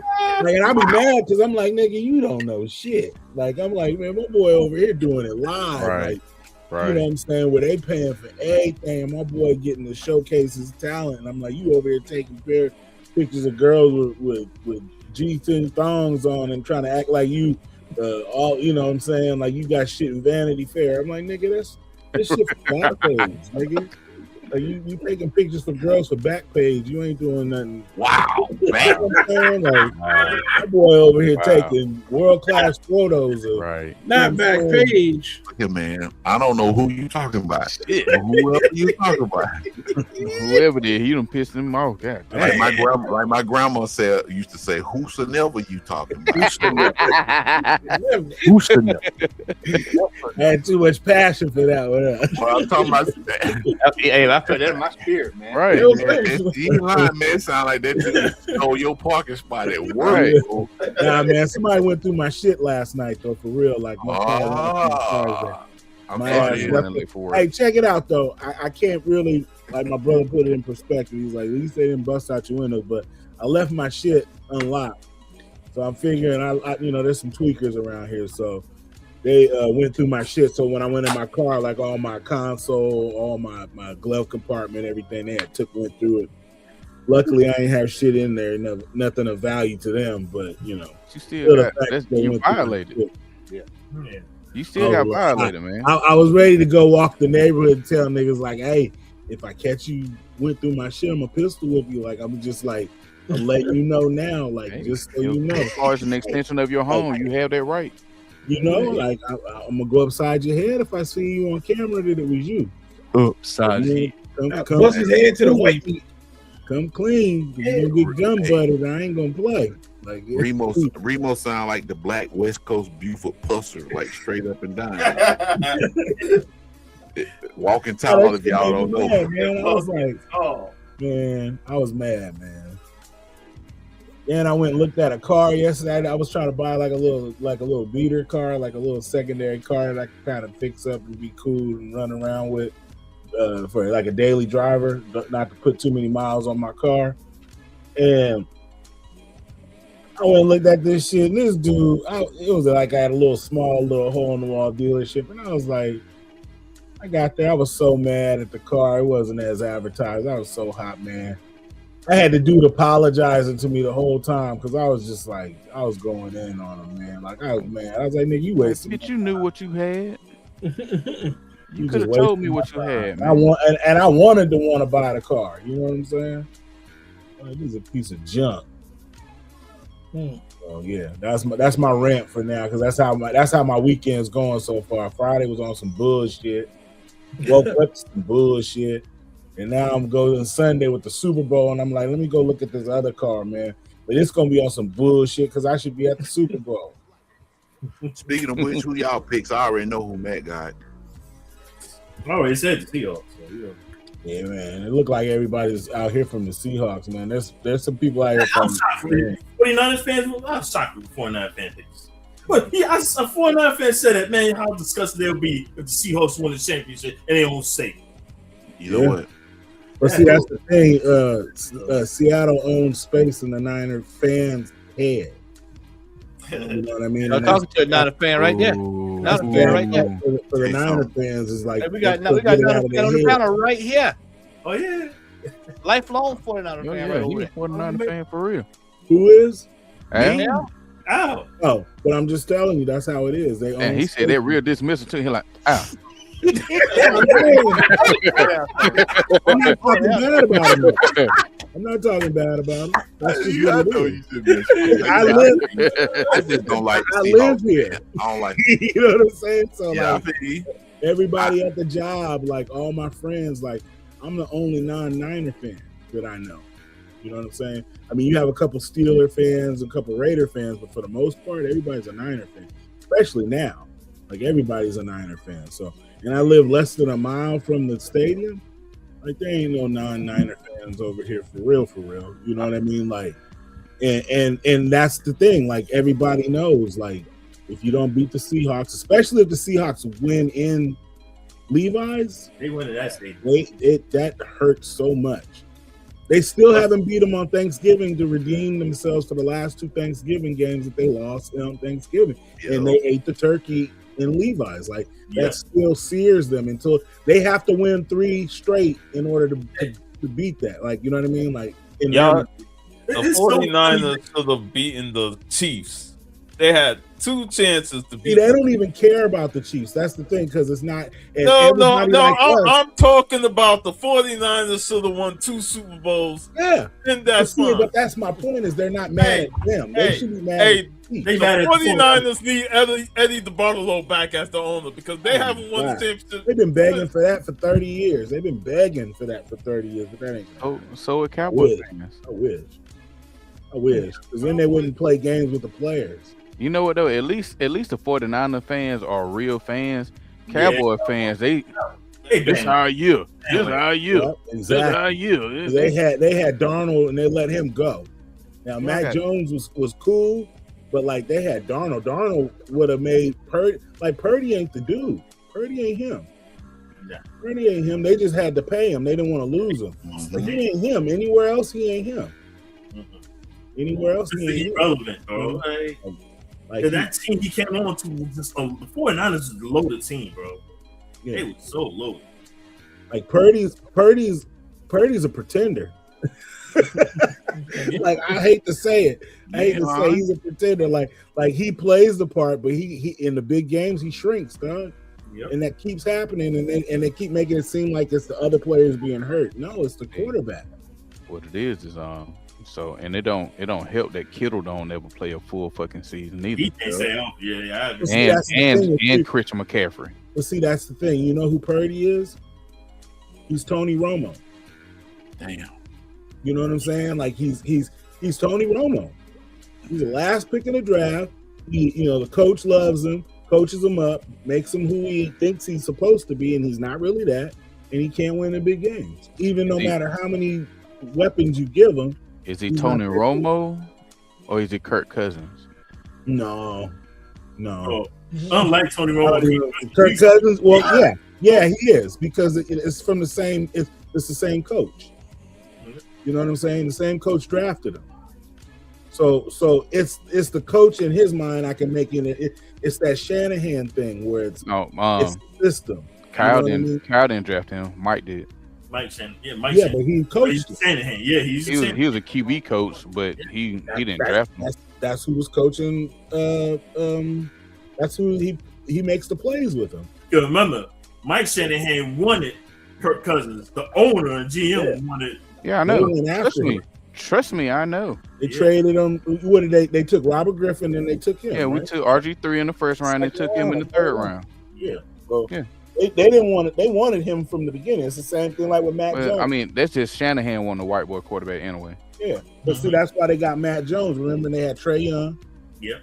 Remember, not Trey Young. Trey Lance.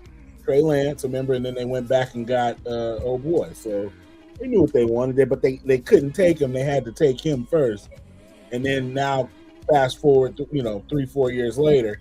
When Trey Lance didn't work out, now you go back to the well where you would have drafted him if people wouldn't have gave you shit. Remember, they kept saying they were going to draft him number 1 or 3 or whatever it was, but they were like, "You can't trade, you can't draft him there." But you went back to that well, and that's who ended up winning, 9 games for you. While the guy you paid, what is it, $90 million a season or whatever they're paying Purdy. Was hurt the whole time. I really don't care who wins, but I'll say this: like I was talking with the 49ers not winning those 2. If the Patriots win this Super Bowl, the Buffalo Bills done wasted how many years winning the AFC East after the Patriots dominated that division for 20 years. But and then they can't beat the Chiefs. This ain't the first time we've seen the Buffalo Bills do this, though. I know, but the thing is, you the have only one difference team, they didn't make it to the Super Bowl this time. The previous team made it. Yeah, one team dominate your whole division for 20 years. When Tom Brady left New England, it's our time now. It's our time. You won the division like 5 straight years, but then now the Chiefs is like, I'm gonna give Josh Allen a little bit this year because this motherfucker had to seal the. I'm talking about he had to go ahead and marry old girl before Michael B. Jordan impregnated her. Cause the way she looked in the damn centers, He had to hurry up and say, you know what? Fuck football. Let me go ahead and marry her. Go ahead and knock her up. Yeah, let me seed her up real quick. And make sure that my baby come out white, not mixed. You know, let me go ahead and do this. So I ain't mad at him. Like I said, it's gonna be like a life situation. Like, who's the father of this chocolate thing? Yo, that baby might come out black because she's black. So, no. What? Hey, if that baby come out black, we know Michael B. Hey, but you know, she could always say, well, I am a quarter black. Out of Pappy. Grandpa is blacker than blackberry juice. Shit. Well, her parent got a whole heap of albinos in their bloodline because she white. Hey, speaking of that movie, Eddie Murphy and Martin Lawrence about to be grandfathers because their kids about to marry each other, right? They already married. Now they got married, about to have kids. I was like, wow. Who is Kurt? Kurt Cobain kid finna marry somebody else's famous. Is it Eminem? Nah, Tony Hawk. Tony Hawk, yeah. Tony Hawk's son is marrying Kurt Cobain's daughter. Wow. Yeah, they've been together for like a long time. Yeah, about 10 years, damn near. Well, that's you talking about money on top of money. Yeah, and she's like a model or something like that. It don't even matter. She ain't had to do shit. Residuals. He's a pro skater though. Residuals on top of residuals on top of money. Yeah, and I think he just now started riding for his dad's company. This man 401k has a 401k that has a 401k. Hey, Tony Hawk has had money since I was in 7th grade. Yeah.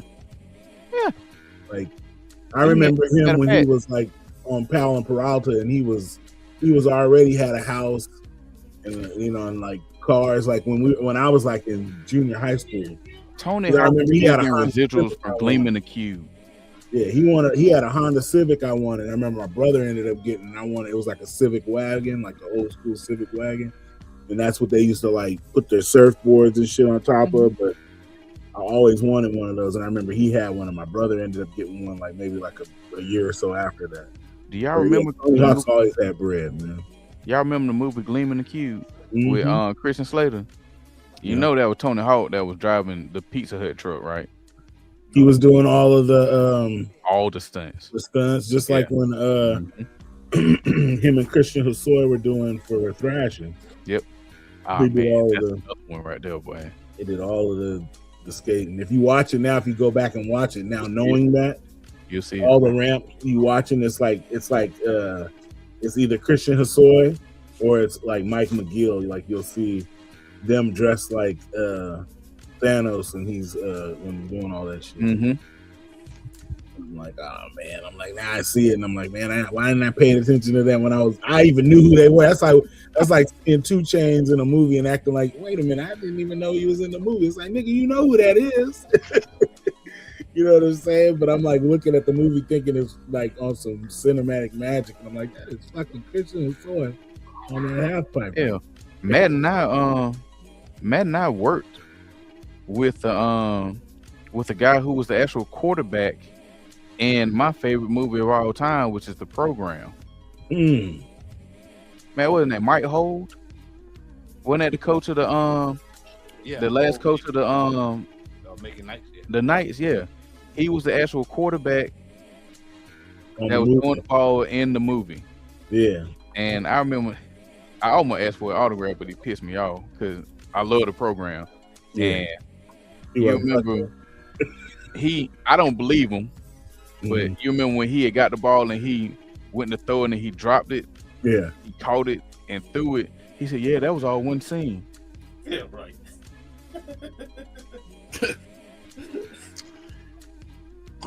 One take Jake, huh? You don't shut the entire fuck up, bitch. One take Jake. Yeah. All right. Well, we are going to end the live stream on that note. Guys, it has been a pleasure after all this time, like Peaches and Herb reunited. At some point, hopefully we can get back on a streaming schedule. I'll be streaming on my channel, and hopefully we can get the Comic Call crew back on our Comic Call channel to do some stuff. So with that being said, anybody else got anything to say before we part ways and adjourn for the night? Good to see y'all fellas, man. Likewise. I'm good, man. Nice stuff. Yes. All right, so Mike McCarthy. I'm gonna do it like they used to do back in the day, man. When I used to go to this particular place. And I'll say this: keep up with these old school advertisements, man. For your love that. Oh, I love that. I got something for y'all, man. I ain't gonna even spoil it, man. Next time we do a stream, I'm gonna have about 2 or 3 commercials for y'all, like segments and stuff. You know what I'm saying? I need to see that. I got it. Y'all know I try to think about stuff, but that damn S-curl take me back, man. S-curl. Hey, I play it again after we end the live stream. But with that being said, may the Lord watch between you and me while we're absent one for another. We'll see y'all on the later while. Y'all have a good one. Peace out. Peace out. Hey yo, hey yo, hey yo, hey yo, hey yo, hey yo.